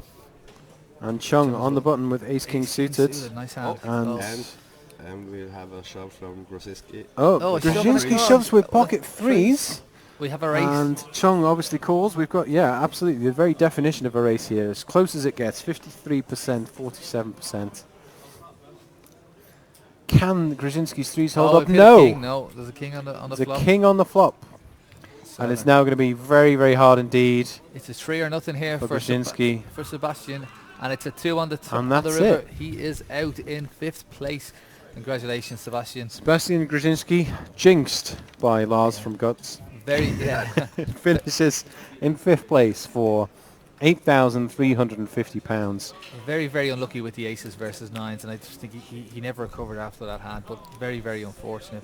But he can be proud of himself. 5th position out of 288 runners, and a solid 8k, over 8k taken home. So down to 4 now, over 12k. Down to 4 players. First place, £29,900. Second, 21,800. Third, 16,350, and fourth, 12,350. So, Alex Kong, who joined this table with just 87,000 chips when the blinds were 10,000, 20,000. Wow. So has picked up an additional £10,000 playing the way he's played. And he's not out of it, absolutely not out of it by a long shot. So incredible stuff. There's the payouts for you on screen right now. Some real big money up for grabs here at the MPN Poker Tour Manchester main event. This is 288 entries, creating a prize pool of £150,000. we are on a 30-minute delay here in the Grosvenor Casino in Manchester. The great city of Manchester, full of some of the friendliest people in Britain. Home to my favourite soap opera, Coronation Street. Alex, is it you? Oh, we have a hand here. And here we go. Cieran Tighe has woken up with Ace-King on the button. 15 bigs, should just shove, I guess. No, it's gonna go. He's been raised. Oh, he's just called on the button. Very, very. Trapping here, do you think? I like that. Yeah, I like it, given the situation also. It's been the first time someone has flat called pre-flop since I've started watching. No one True. has flat called. It's gonna look a bit suspicious, but Liperis is the kind of guy who might take advantage of He's this. asking for a count on his chips. He's got ace-9. This would be a bad time to just shove all in, which is, I think, what he's thinking about. I think he thinks if he shoves, he can take this pot, but if he's going to walk into something here. If this works out, it's been a very good. I can feel the red triangle of doom coming out here. I really like this line for Tighe. I know a lot of the online regs are experimenting with limping the button these days. Yeah. I really like this line. Just opens up. Yeah, he's gone all in, so he has moved all in. Tighe's going to insta-call him here. Yeah, so he parked him. And he has, and he's going to kick himself for this. He really is. Liperis is going to kick himself. No 9, poker gods, no 9. Jonathan rooting for Cieran Tighe, his countryman here. 10, no 9. No 9, we'll do it. That's a big double up for Cieran Tighe. Well, he's hit a king on the river. So Cieran, fellow Irishman, has doubled up.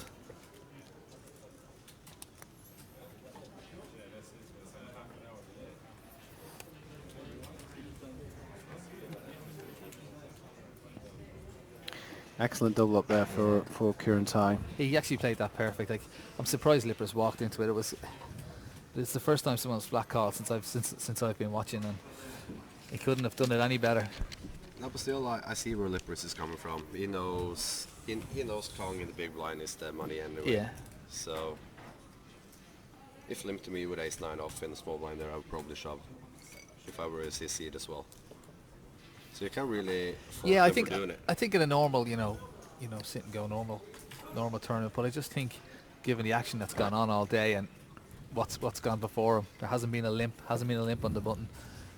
Given his stack size, Cieran Tighe's stack size, I just don't think he was. I just think he should have seen it coming. So I'm now increasingly glad that I put my £10 on Tim Chung earlier today. So that's 3.1 million. Liperis has fallen down. He's down to 1.3 million. He's been at 2 million plus since I've come to the. Yeah, this is the lowest he's been all day, having started the final table with 1.8 million. Yeah, the next hand for him is crucial here because if he takes another hit to a stack, it could knock his confidence, and you can see in his face there's a lot of frustration there.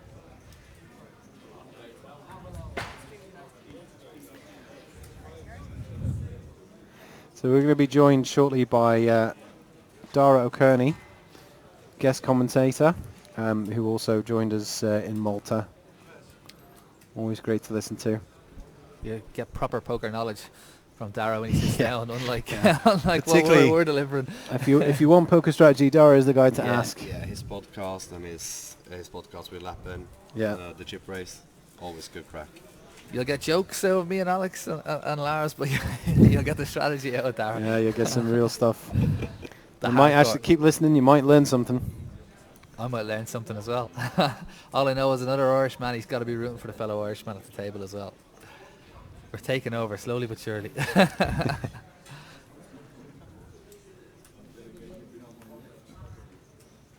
So four-handed, blinds 30, 60k.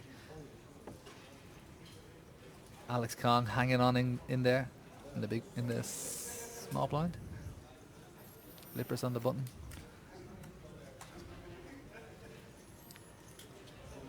Alex Kong's woke up at ace jack. He's going all in. Yeah, we've got an all in. Oh, he might get a call. Tim Chung with ace 10. Yeah, that's a call. He'd be in a good spot if he did get a call here. I think he might. I think you're right. But given the fact that it's Kong that's shoving, he might actually fold the ace. That could be the only thing. But he hasn't shown down a lot of the hands that he's pushed with, so maybe. So it's Alex Kong, ace jack pushed all in to Tim Chung, ace 10. He's laid it down. You're probably right. Hero. Yeah, you're probably right. That was a great fold. And do you know what? I don't think he makes that fold against many other players. Against any other player, that's a snap call. But against Kong,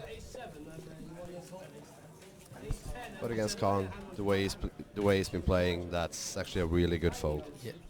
So we've Dara O'Kearney joined us now. Hi, Dara.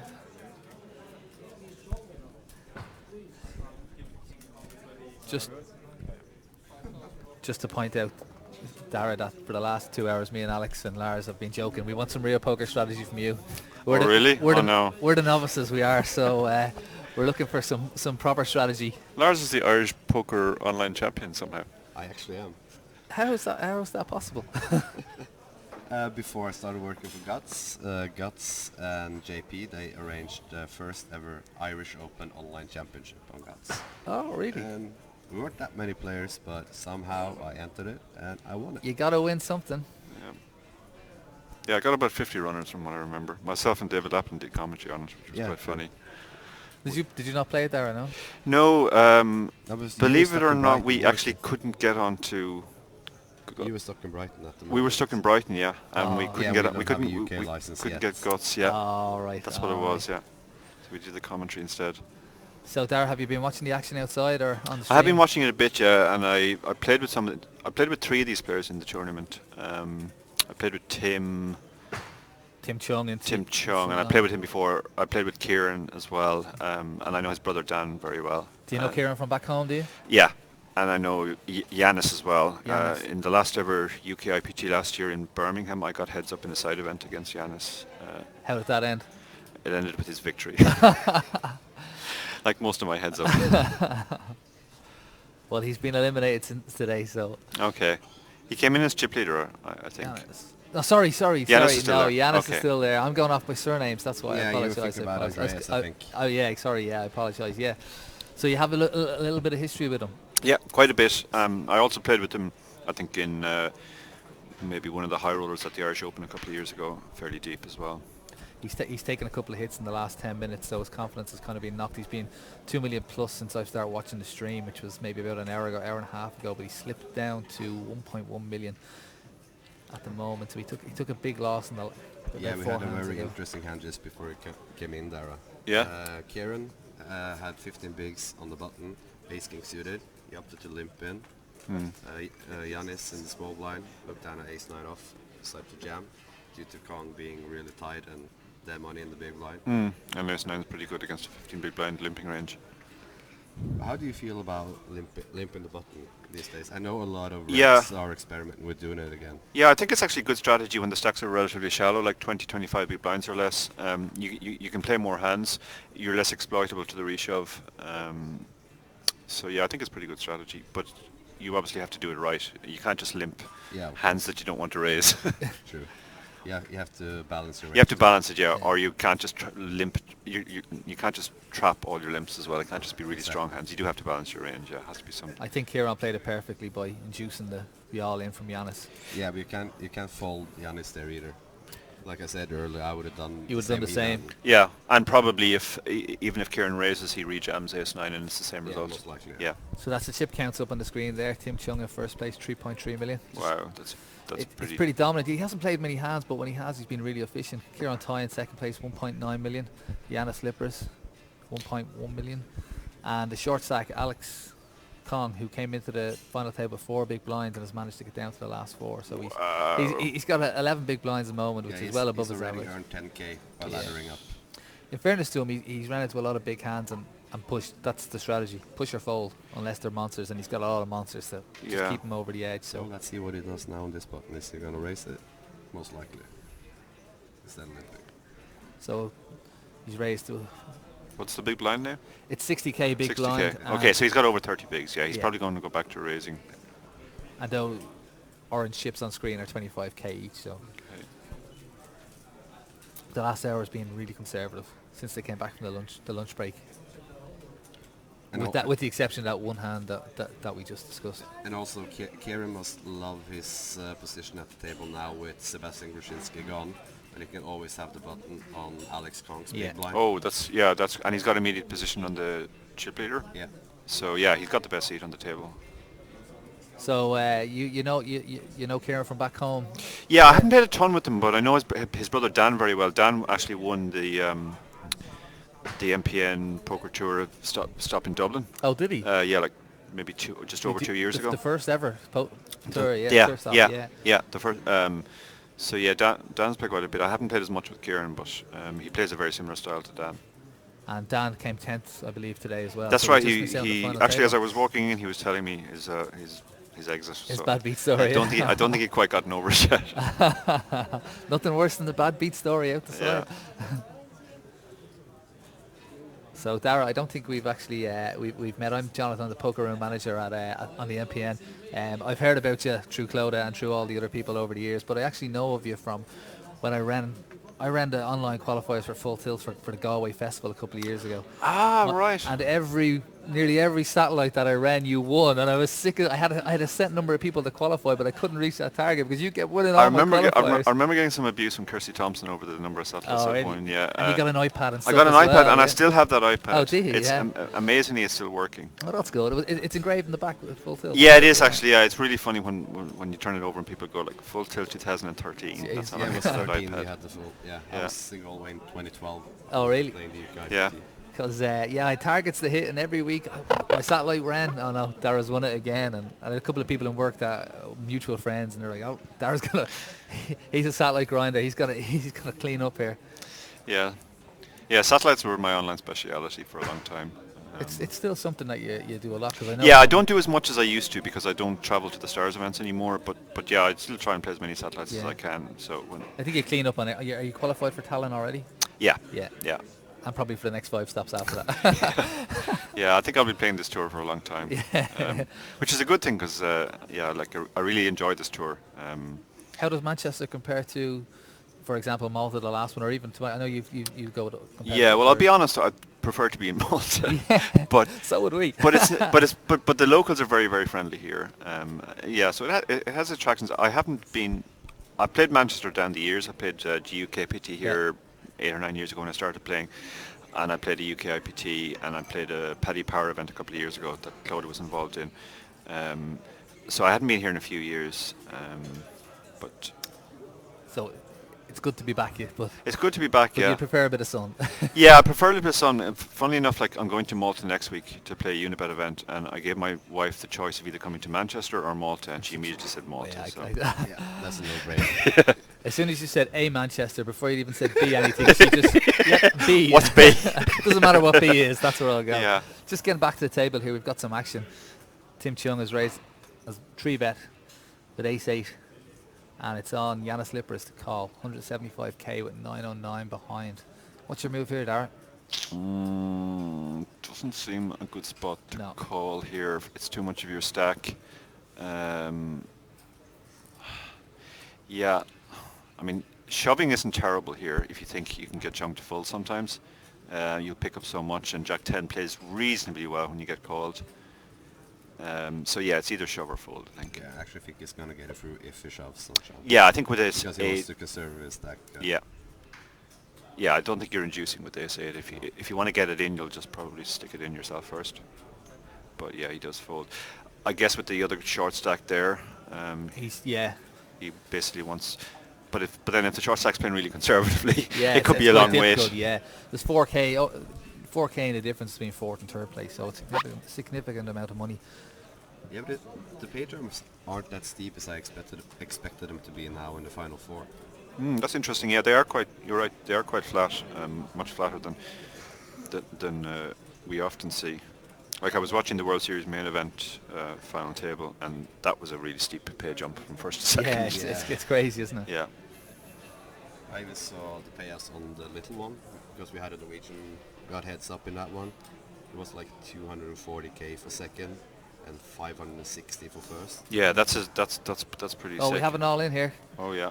King Kong so Alex again. Alex Kong, he's got queens again. He's woken up to that so many times. And it shows how tight he is that Chung just folded sevens there as if it was nothing. Yeah. Yeah, he's super aware of how Alex Kong is playing now, I think. Yeah. Like earlier when he folded, Alex Kong jammed ace jack suited from the small blind, and Chung just folded ace 10 off. Yeah, wow, yeah. Easily. He's been quite fortunate with the hands that he's woken up to, Alex Kong, because since I've started watching, since commentating in the last hour or so, he's had so many pocket pairs, high pocket pairs, and gotten away with it. Hasn't even had to race with him. Like, you think given his 5 or 6 blind stack, he would have had a couple of calls, but he hasn't. Yeah, I don't think he's been all in. When I sat down, he had kings once, queens twice, and we've seen nothing from the rest of the table.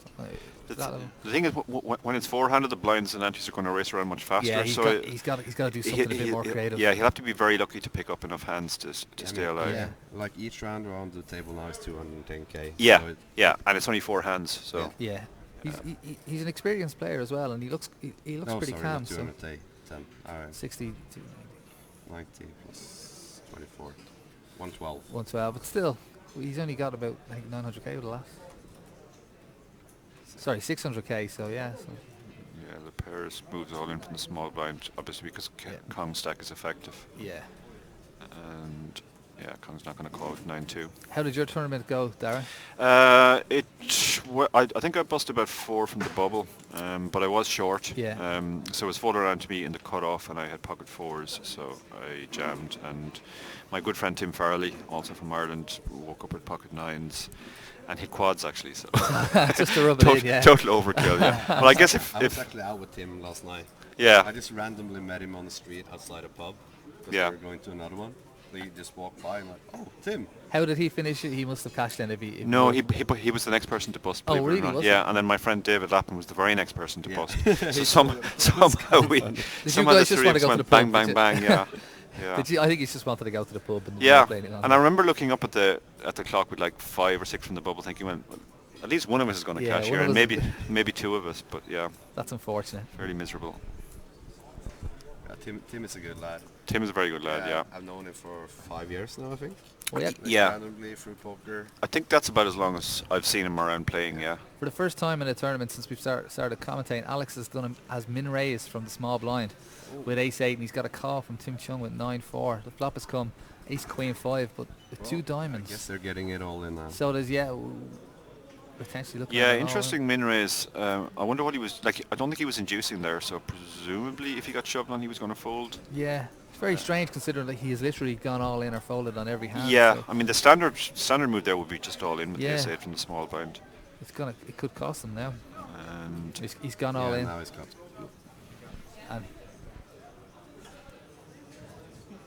And he's won. He's won, He's yeah. folded. So I'm kind of baffled now.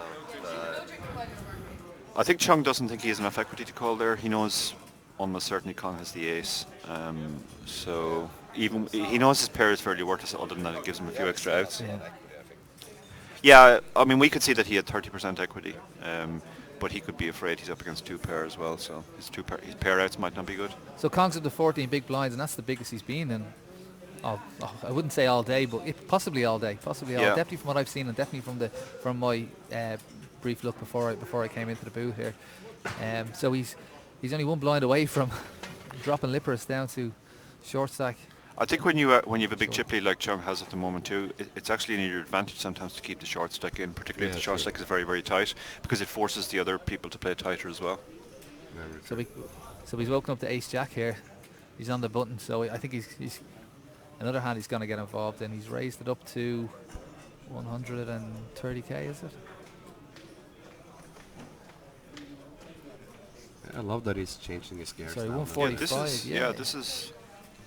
This is good. This will be causing confusion, I think, to the other players, Yeah. because when you see a guy who's just shoving and suddenly he starts doing other stuff. And now it seems like Chung is just trying to fit and fold against him. Yeah. When it's open, because he knows he's not that strong, or perceptibly not that strong when he just opens and not shoving. Tighe is a really interesting spot here. Yeah, he's folded because Tim Chung is actually 3-bet him to 325k. So I think Alex Kong. Yeah, Chung has basically picked up that Kong is mixed now, and this is the second hand in a row he's raised, so he's thinking maybe he's just changed gears here. And he doesn't have a hand. Wow, did he fold? Yeah, he's folded a face up as well. Oh my goodness. Wow. Yeah. I mean, I don't agree with the fold, and I definitely don't agree with the showing that you're going to fold a hand that strong. What's your move there, Dara? Are you pushing all in, given the... Yeah. Yeah, for sure. I think Alex's strategy is best suited to when he is short stacked. He's got a few chips and... Yeah. I mean, ace-jack is such a strong hand, four-handed. Yeah, four-handed. And he was on the button at the time, wasn't he? Yeah. So. Yeah, and especially against an aggressive player like Chung, who well played by Tim. Who will play back at him thinking, well, you raised the last hand, so now I think you're just changing gears. I'm not letting you away with this. Yeah. So Kong slips back down to 11 big blinds. Liperis will be praying that Kong busts soon, because he's really handcuffed until that happens. Yeah, and the 4K, significant enough amount of money to make a difference. Yeah. Yeah, the thing is, like, if Kong busts, he does lock up the 4K, and he still has a chance of obviously going even further. Yeah. Cieran's been quiet the last couple of hands. Yeah. My money's on Cieran. Yeah, it would have been an interesting spot if Chung hadn't 3-bet there, what he'd have done with the King-Queen. Yeah, it was quite tricky. He always has to call the King-Queen. I think you definitely have to at least call, yeah.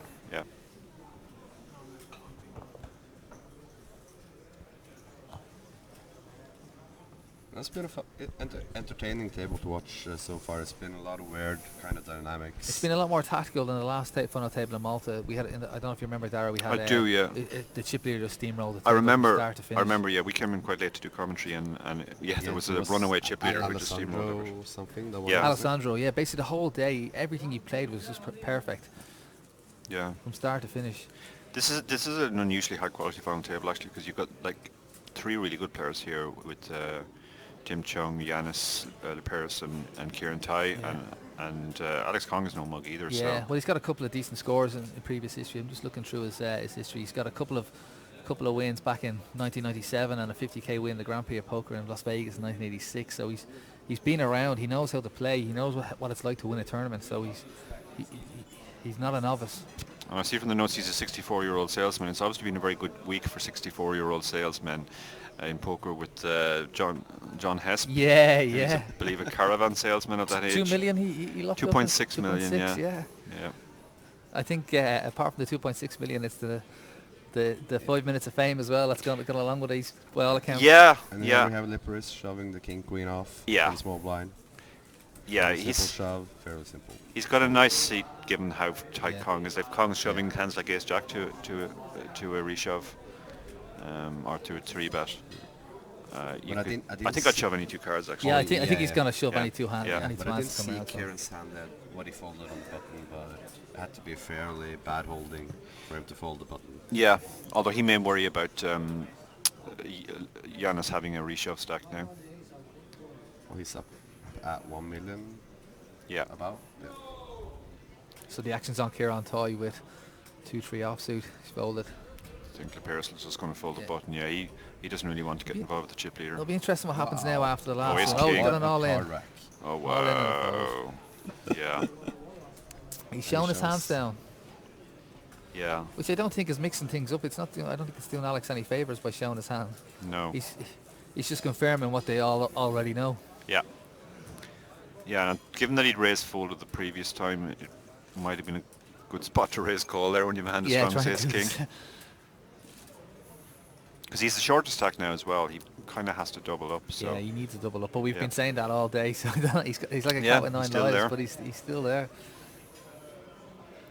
Blinds 30k, 60k with a 6k ante. Yeah, Liperis is not going to get involved here, I don't think, with Queen 8. 4-3 is obviously getting folded as well. So battle of the blinds. Yeah. Tim Chung with a raise with King 10. Yeah, he's probably picked up on the fact that Cieran is playing much tighter now. Yeah. And yeah, you probably shouldn't fold too many hands to that sizing, but I think Queen 2 is one of the ones. Yeah, I think there's a little bit of frustration on Cieran's face there showing through as well, but I think he's gonna play back with any sort of playable hand in the next couple of orbits. Yeah. Yeah, but it's fair play by Tim as well, just noticing that he can raise so many more small blinds Cieran than just limping, which is more of the natural thing to do now. Blind. Yeah, more and more people are blimping from the small blind, which I think is coming from like people working with the solvers, and artificial intelligence started limping the small blind a few years ago. But I mean, it's so effective also, like if you limp an ace. Yeah. If you limp an ace, you get a check. You flop an ace, you check it, you gotta go check span. Yeah. Always going to get 2-3s the value if the other opponent connects somehow. Yeah, totally. It's so deceptive. Yeah. And I think because you're at a positional disadvantage in the small blind, the less chips you have to put in pre-flop to realise your equity, the better. So that last hand was folded around to Liperis in the big blind. So Alex Kong in the small blind, Tim Chung in the big blind. Be interesting what happens here, given they've got a history of the last couple of hands that they've been in this position. Yeah. Oh, apologies. It's actually it's Yeah, Cieran that's on the button. Sorry, I thought it. King 10 suited for Tim Chung. This is definitely an open when you have this kind of stack. Yeah. King 10, my favourite hand. Given the big blind, I would open every hand. Yeah. Basically. Scandy's going to Scandy. Yeah, no, I think you're right. I think you're right. Particularly against the big blind. The big blind's the most important person in the hand. Alex Kong has woken up to ace jack. Yeah, he should just stick it in. He should stick it in, but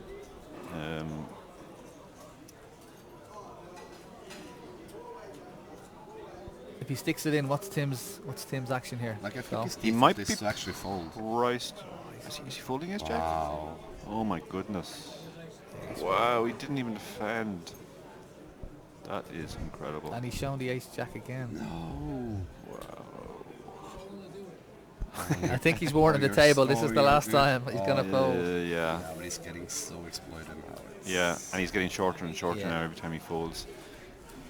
Like if he's only happy to get in, ace king and a decent pair, he's just not going to get them often enough four-handed. You rarely get those big pairs and those big holdings often enough four-handed to justify a fold like that.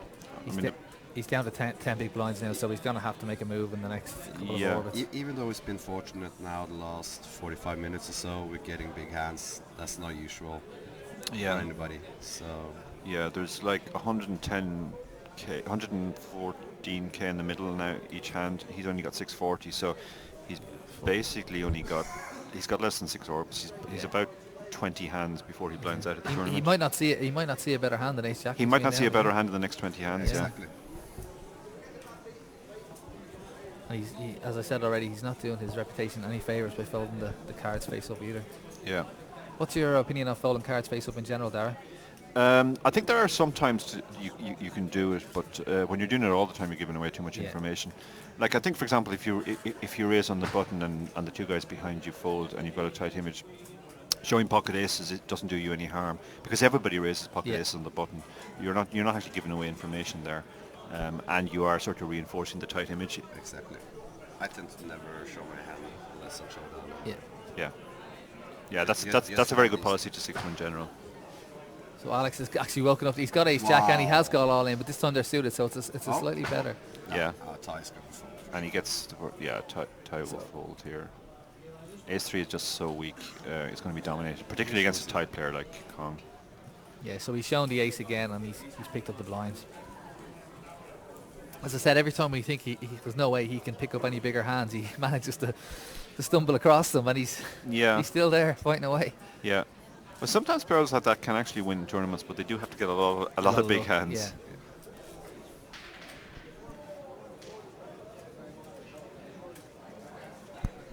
So you said Malta was next up for you, Dara.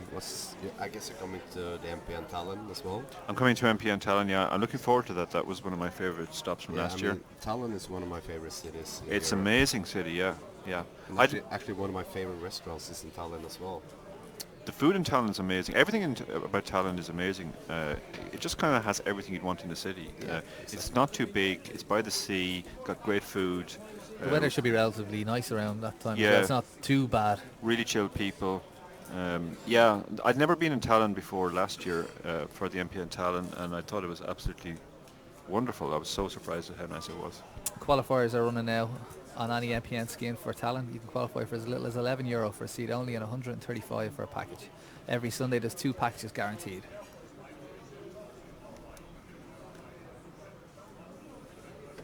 So blinds are 30-60 with a 6k ante. Yeah, so Chung's not opening any 2 cards. He's decided to fold 10-8. Ties on the button with decent holding. So he's going to 125, I guess. Yeah, it's straightforward with Alex on the big blind. He's folded. Yeah, as expected. So each player guaranteed £12,350. Third place £16,350. Second place £21,800, and first place just shy of £30,000. So a great return on the €550 invested, or if you're in Dara's case, is €3 satellite or whatever satellite you've won. Yeah.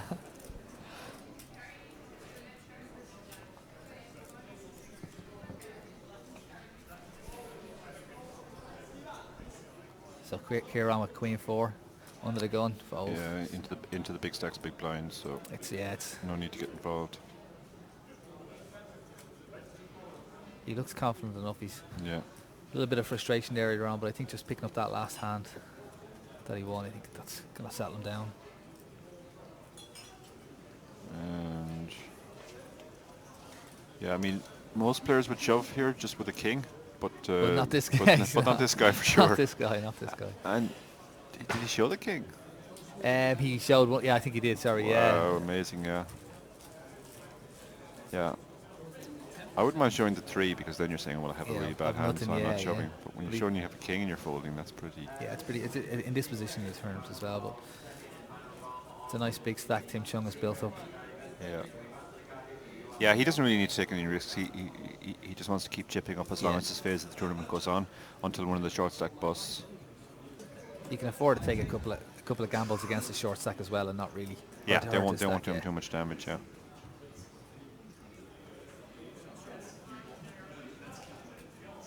So 30-60 blinds.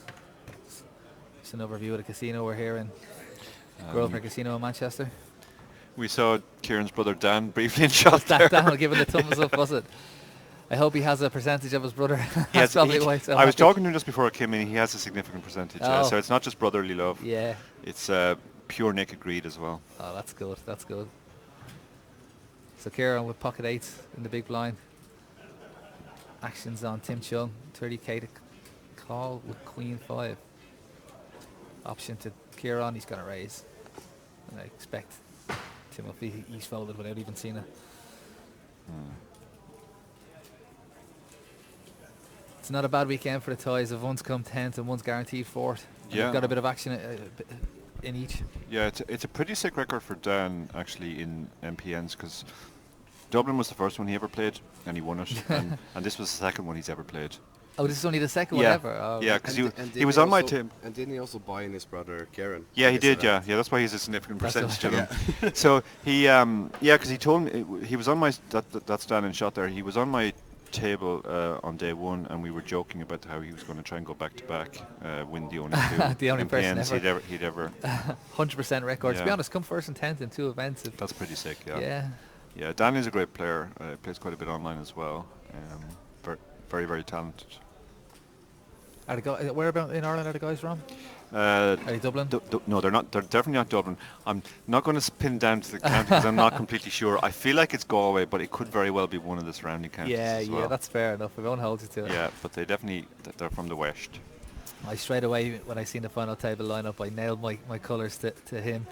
Just, us Irish stick together all the time, so I have to, even if they were playing tiddlywinks, I'd back the Irishmen, so I'm not the most popular man in the comments by all accounts.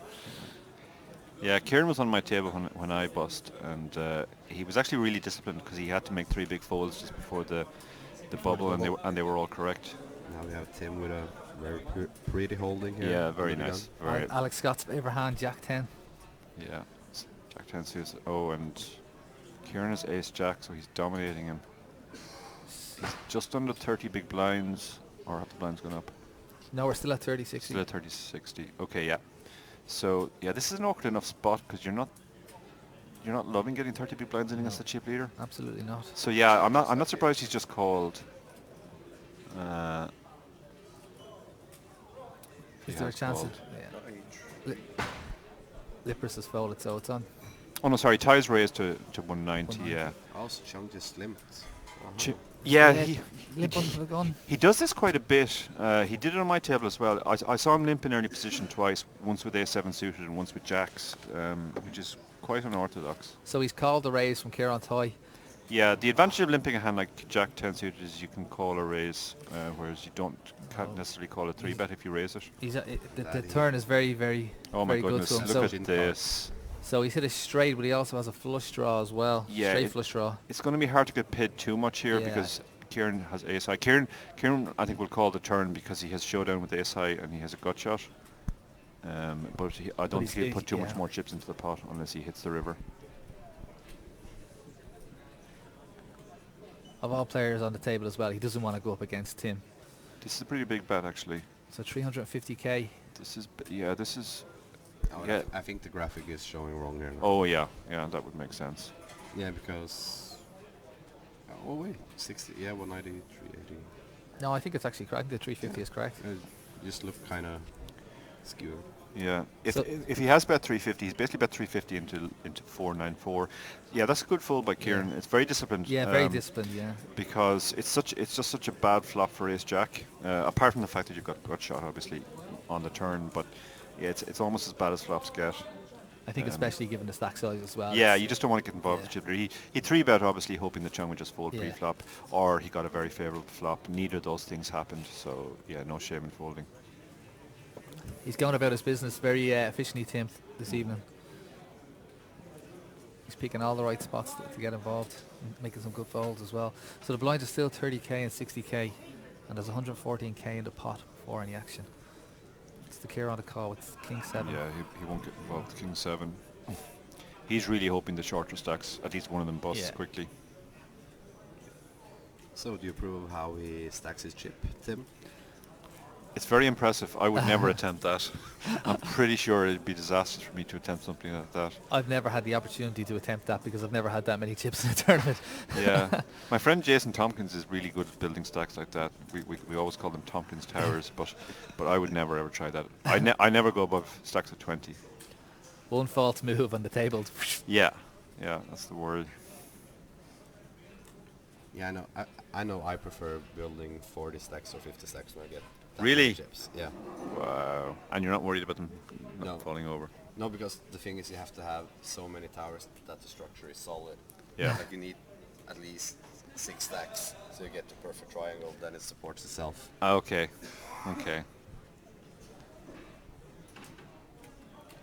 Yeah, now he's divided up his stack. Yeah, Liperis has been very, very quiet recently, so now he's decided to try and take advantage of that. People think he's playing tight by opening a fairly marginal hand in early position. And he gets it through because of that.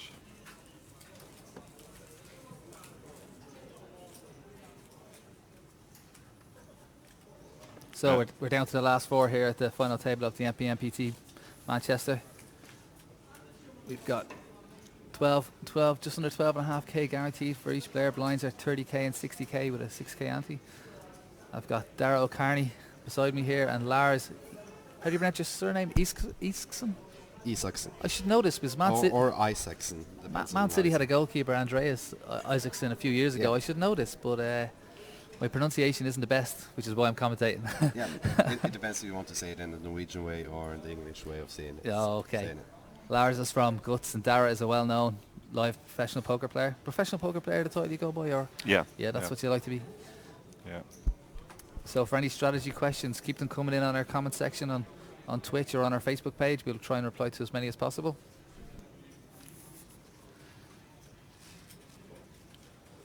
So we actually have a bit of action here at the table. Yeah, Chung raises the button with the king 5.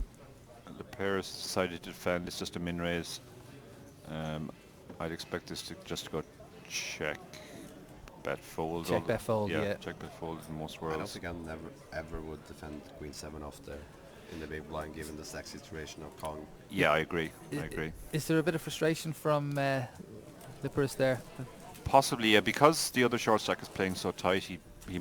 He's got to be thinking, if I'm just waiting for this guy to make a move, I could be waiting a very long time. At this point. But yeah, he should conserve every chip. Yeah, I agree, and it's so hard to, you know, even if he flops a pair, it's going to be very hard to get to the river and be good. Exactly. So that's the current chip count. Tim Chung 4.1 million, motoring along steadily, followed by Cieran Tighe 1.4 million. Yiannis Liperis in third place with 14 big blinds on 897k, and our short stack is Alex Kong. Yeah, he hasn't picked up a hand in the last orbit, and we can see he's now down to 7 big blinds as a result. You also see Tim Chung is going to have to open his range. Rolling the table now in terms of chip counts. Alex really is going to have to open his range, or he's just going to blind away. The blinds are too high and his stack is too short, four-handed. Yeah, the pairs will just shove here, I think. Yeah. He knows Alex isn't going to call. He just flicks in the all-in triangle, and Alex is definitely not calling with 10-5. No, that's easy. I think Liperis is in a good position having Alex there, because he's picking up some easy blinds that he wouldn't normally pick up given his stack size. Yeah. I actually love the all-in triangles. They're so funny. Yeah. I actually saw the other day, like the guy who did the Jack Salter finger triangle from the, like he did on the EPT Monte Carlo final table. Like, yeah, me and Totti, one of my players, we just instantly messaged Jack. Oh, we just saw this guy doing the Jack Salter triangle. And we're like, oh, come on, lads. I was told by a dealer once that when the all-in triangles appeared first, they were so popular with players that they were always getting stolen. Yeah. Really? Yeah. Yeah. Oh, pocket kings for Liperis on the button. Let's see what line he takes. So he's straightforward push, or is he going to try and? No, I think he's got too much to push. He can raise or he can limp here. So it's a little raise to 120k, was it? Yeah, he's min raise to 120. Chung defends 10-2 suited. So he's got to be happy with that call. Yeah. Flop comes ace 2-3, so that's not what Liperis wanted to see. Yeah. No, he's not going to like the ace, and he's also probably just going to get at most 1 street of value here. He goes for the min bet. This would be a pretty sick spot now. Chung check raised all in. The pairs would. Yeah, but he caught a piece of that. So yeah, he caught a piece, so he's going to see what happens on the turn. If this goes check now, Chung has an interesting decision on the river, whether to turn his hand into a bluff. It's a very weak bet from Liperis on the flop. Do you think, or is that standard? Yeah, just one blind. Scouts. I think he just basically wants to fold out the rubbish and keep the aggression. Just because the aces come, he has more aces than. Yeah. So now we have the situation where he could try and turn his hand into bluff, particularly on that card. That is a bit of a scare card. He's going to probably know that his 10-2 isn't good. But yeah, it just goes check, check. So he takes the conservative line. I would love to see him put him in there. Yeah. Yeah, it would have been. Yeah. It would have been interesting. Yeah. I'm not sure. Can he find a call with kings if Tim pushes all? It's a horrific spot because obviously Chung can have. If Chung has 10-2 in his range, he also has 10-4. Yeah, absolutely. So he has a lot of fours. He has ace-4. He has ace anything in his range. Yeah, and he has the aces as well. Yeah, you're kind of ICM handcuffed. You are, but the other guy with 7 big blinds or 6 big blinds now.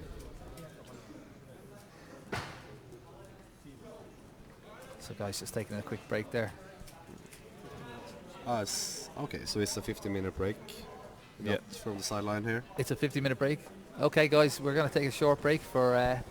We will continue shortly. Stand by on the stream. Thank you. Thank you.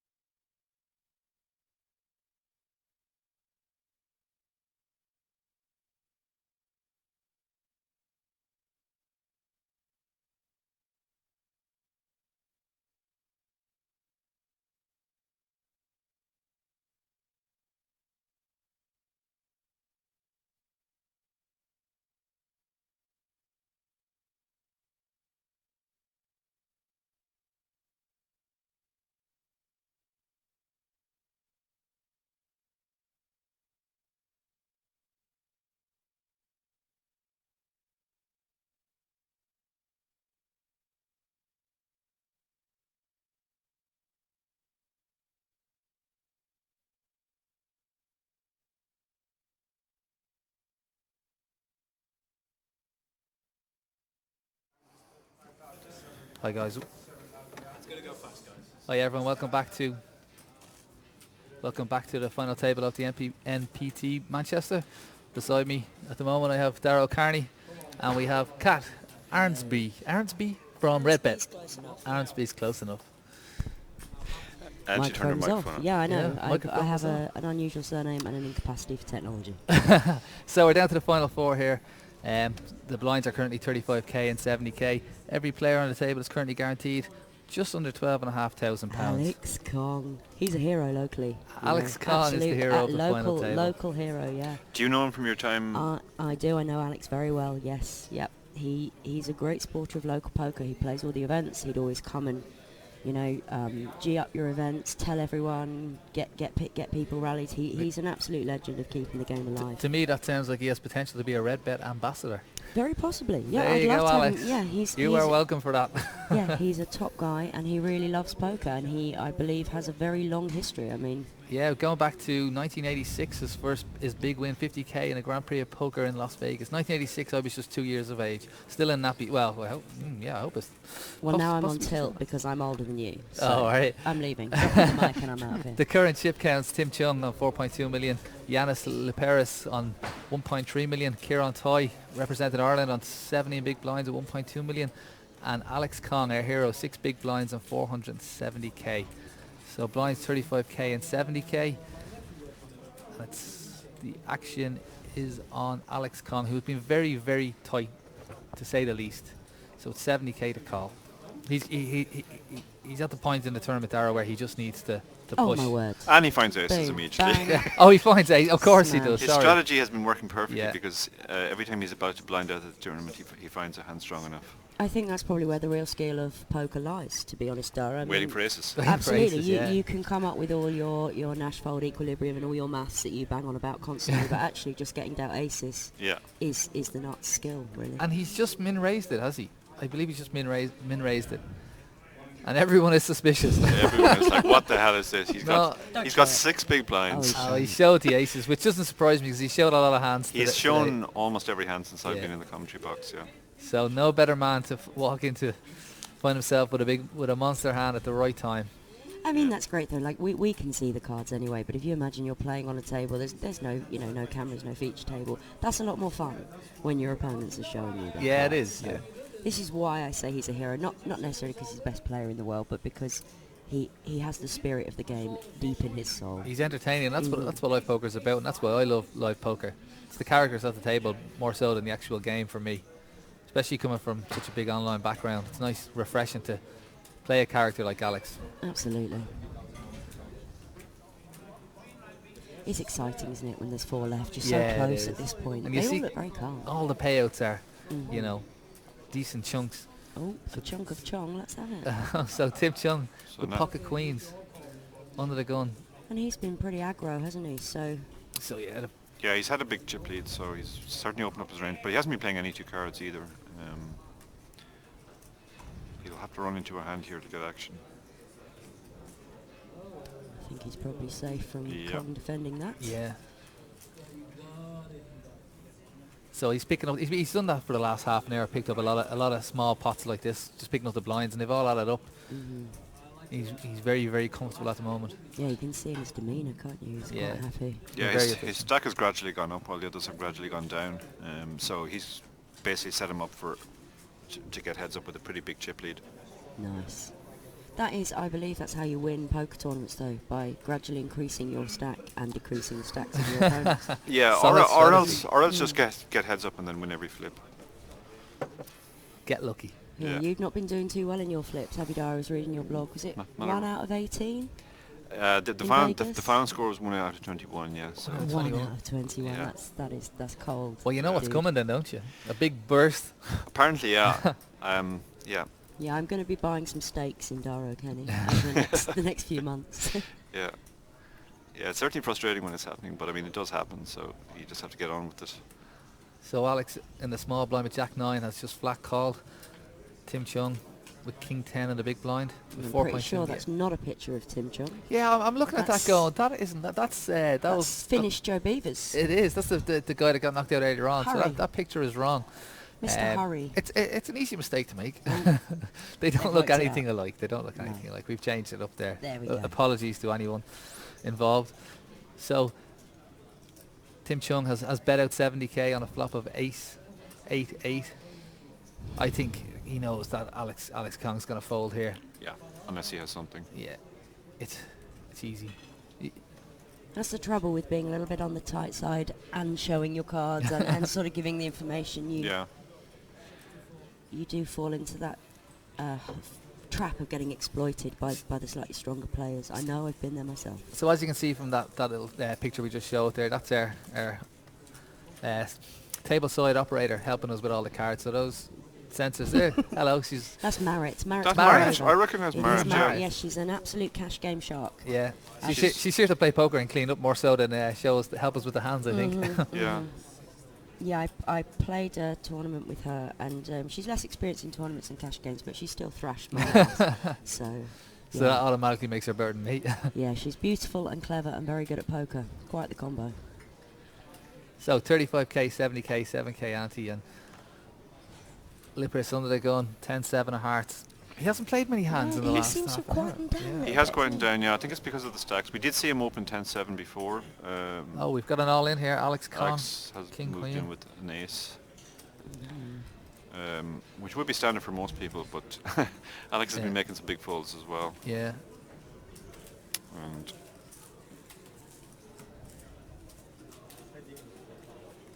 he keeps on getting them through. There's the plus side of being a bit nitty, that you can actually raise. I mean, I think Chung might have even considered a 3-bet against some players from the small blind there with that ace. Who knows? But not against Kong. So Alex seems to have chipped up quite well there, unless that graphic was wrong. It said 1.8 million behind him, but I don't believe he had 1.8 million the last time we watched that. Oh no, Alex definitely has like 4.1 million or 4.3 million. So Tim is. Or sorry, Tim is 4.3. Alex was on the graphic at 1 point. No, that can't be right. No. That graphic is slightly off. We'll get that fixed. Run me through the chip values there. Remind me. So 25k for the orange ones that you see. The white ones are 1k and the yellow ones are 5k. Okay. You're testing me, Kat, because I wasn't 100% sure, but I am now. It's amazing what you know without knowing. Really convincingly, though. So you're clearly a good bluffer, because I absolutely snap called that. We have an all in here. We have an all in and a call. So. Oh, this is a terrible situation there for Yiannis, because he's all in at risk. And we can't see the cards, unfortunately. I think we might have an issue with the graphics altogether. Apologies for the current issue. So Ace 10 against King 10. Ace 10 against King 10. 4 diamonds, 3 diamonds, 7 of spades on the flop, 2 of hearts on the turn, and Bosch, 8 of clubs on the river, 8 spades on the river. So we have lost our 4th place player, who takes home a very, very nice £12,350. It's Yiannis Liperis. Well done, Yiannis. Yeah, well played, Yiannis. That's fantastic. He's been itching to make a move, and he just picked the wrong time. Dara? Yeah, I mean, it's perfectly standard. King 10 suited is such a strong hand, he has to just shove it. He's very unfortunate, first of all, to run into a hand, but secondly, to run into a hand that he's actually in really bad shape against. He's dominated. You know, if he gets called by Ace Jack or Ace Queen, he's in much better shape. Yeah. But Ace 10 is the one hand he doesn't want to see. Yeah, it's very unlucky. So Alex Kong, coming into the final table with 4 big blinds, has managed to get down to the final 3 and guaranteed himself 16,350. Can he do the impossible and actually win this tournament? That'd be incredible. Can he do the impossible? I mean, I think a lot of people, are quite quickly moved to the position of mocking people who are very nitty with the way poker fashion is now, But sometimes, if you're not the strongest player at the table, sometimes knitting up might get you a result. If you're not sure of those right spots to shove, then maybe just waiting for the aces sometimes. I mean, it's worked for King It has Kong worked today. for him. I've had friends comment on our stream telling me that he plays exactly like me, so I don't know whether that's a good thing or a bad thing, which tells you why I'm sitting here and not at the table. Well, he might not be playing optimal strategy, but if you only play 2 or 3 tournaments like this a year, then you've got to do whatever feels comfortable when you finally get to those finals. That's a really good point. Like, sometimes people feel that they have to open up but if you're not used to doing it, you can actually get yourself into trouble, as John Hesp unfortunately found out on the main event final table. You say unfortunately, but that guy was over the moon. I mean, he was over the moon, but at the same time, but I mean, he could. I think if he had tightened up, he was almost guaranteed to get to heads up. Right. Wow. Okay. Because he did have, so much of the chips at one point. So do you think maybe Hesp will have some poker coaching now? Realise that he maybe sort of gave away $2.5 million worth of equity. I hope not. And there'll be loads of burning caravans in Bridlington. So maybe, Yeah, I hope not. I was actually looking at his website this morning.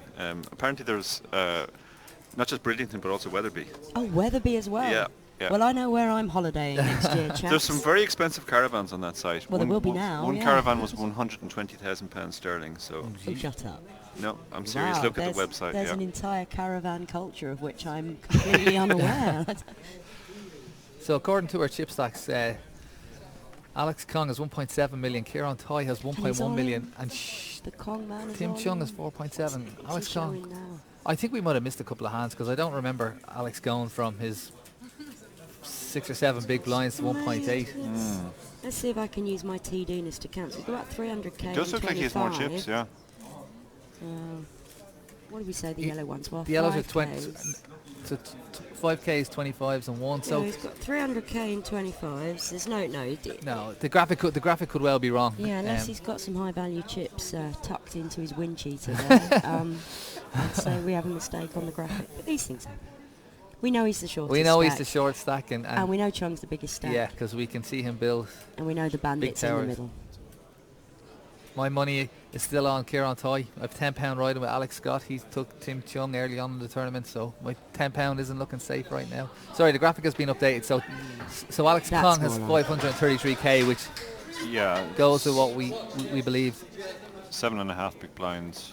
3-handed. It's not. He's got to be pushing with most hands here. Yeah, Chung raises from the small blind. He can put Cieran under huge pressure now. Kieran's in the worst spot now. Yeah, Kieran's in a horrible spot now, and you can see he's actually blinded all the way down to 975k because of the spot that he's in. He has laddered one spot with the elimination of Liperis, but now he really wants. He wants Alex Kong, local legend, to disappear. Yeah, that's the ideal strategy for him, isn't it? Alex Kong finishes and it gives Cieran a chance heads up. But what would you be doing here, Dara, if you were Mr. Tighe? How would you be approaching this? I would tighten up when the chip leader's involved, and I'd shove any 2 from the small blind if he folds the button. I would shove a little bit tighter than usual on the button, but I wouldn't shut up shop completely, because the small blind is folding so much, and the big blind needs a hand to call you with as well. Gotcha. So we've got an all in here. Yeah. Tim Chung has raised it with ace-7, and Cieran Tighe has pushed all in with ace-9 at diamonds. This is a good reshove spot for him, because he has to think that Tim is raising close to any 2 on the button. Yeah.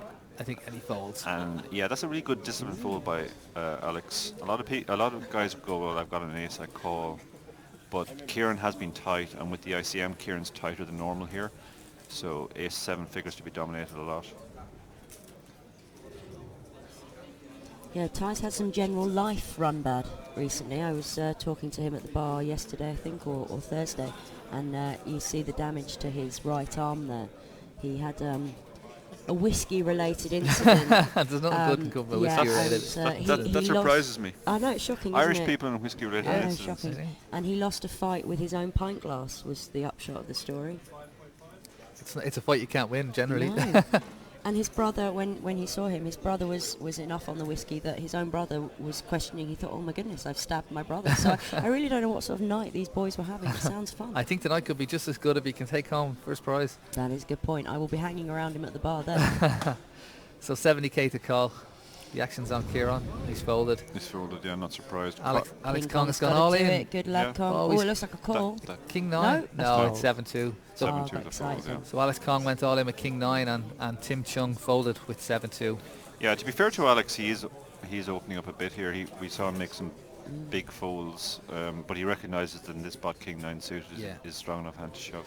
I think when he looks back on it, on how it's turned out for him, will he be happy with those big folds he made earlier on? Oh yeah, for sure. I mean, you said he came in with 4 big blinds, and he's laddered all the way to 3rd place. So he's on a total free roll now at this point. Yeah, absolutely. So the chip counts are on the screen there.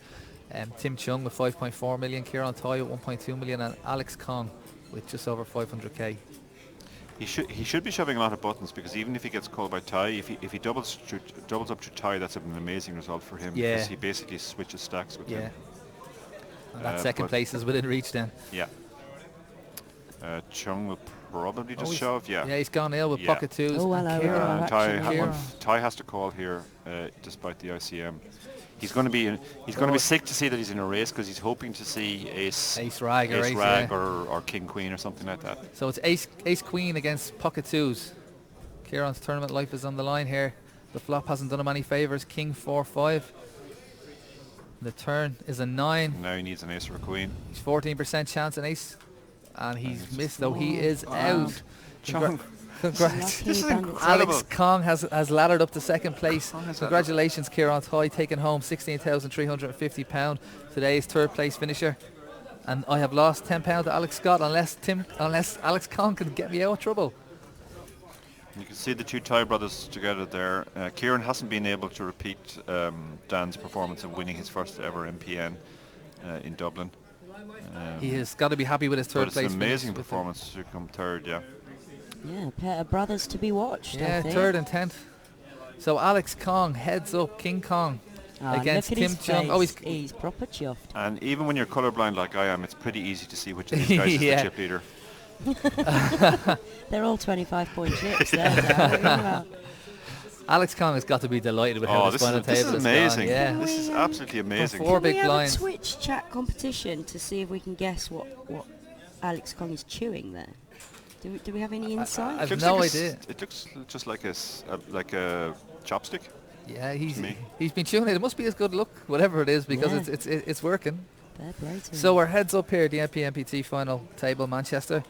Second place is guaranteed 21,800, and first place just under £30,000, 29,900 to be precise. Boo. We have a serious chip leader in Tim Chung. Yeah, I think Alex has only about 7 big blinds. Yep. So if I'm Tim, my strategy now is just to shove any two cards. Shove every hand and shove get every a couple hand. of flips. Quite seriously, I mean, I'm only a low stakes recreational player.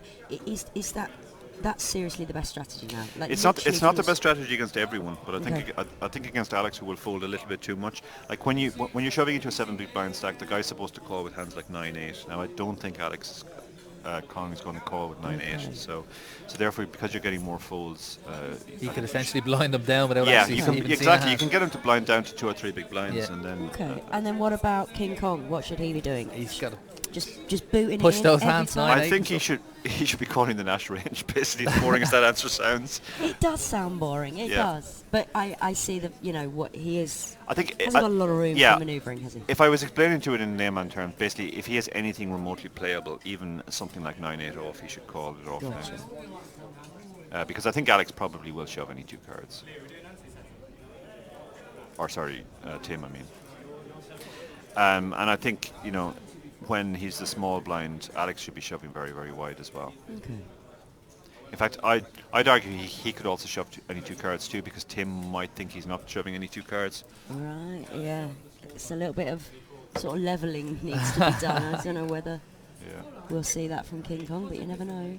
It's a fine stack he's built up there, Tim. I think it's astonishing. Yeah. Oh, Kong's as happy as Larry. Yeah, I mean this is a total free roll for him. It's but I think this is that feeling that King Kong has now is a feeling that only Rex get. I don't think you get that anymore, because he's happy. Like at this point, you're thinking, I've got to take this. I'm a pro. I've got to take this down. I can't give up this. I'm going to win this.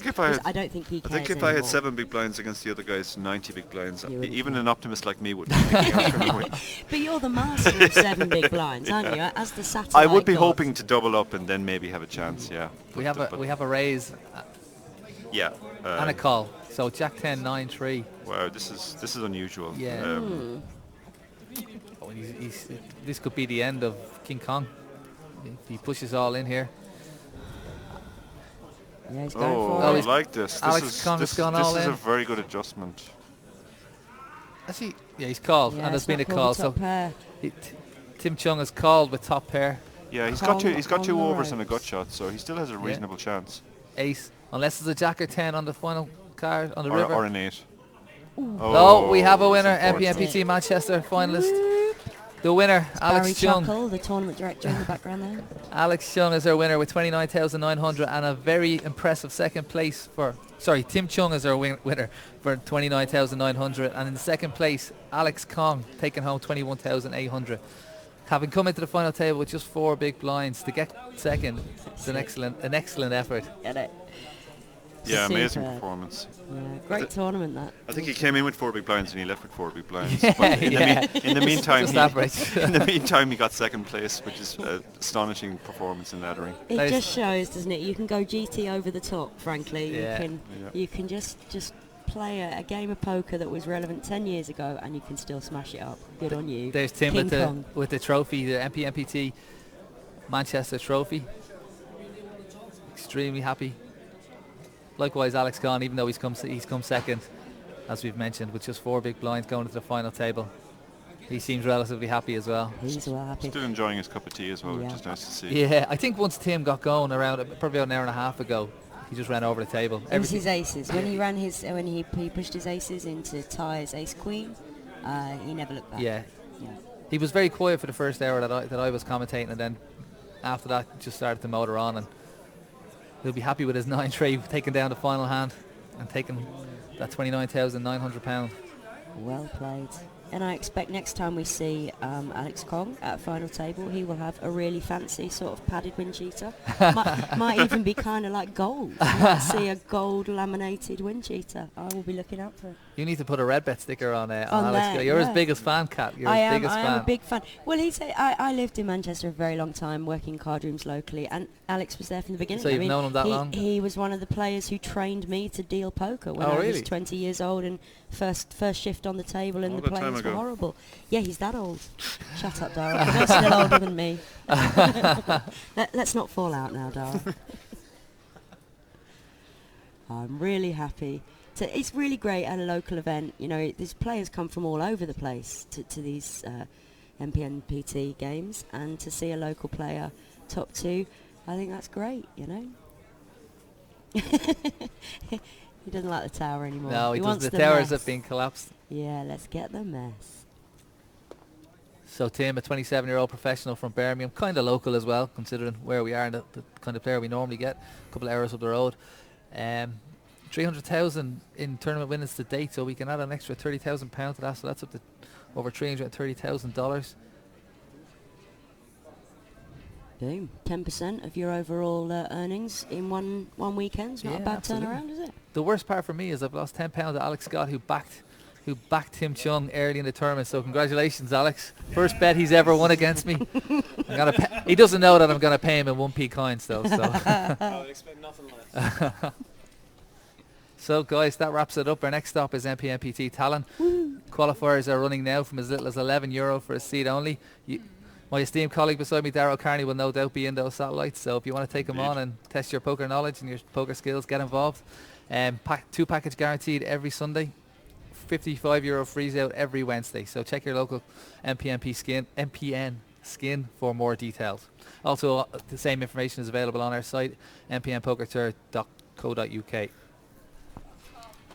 .com. I'm reliably informed.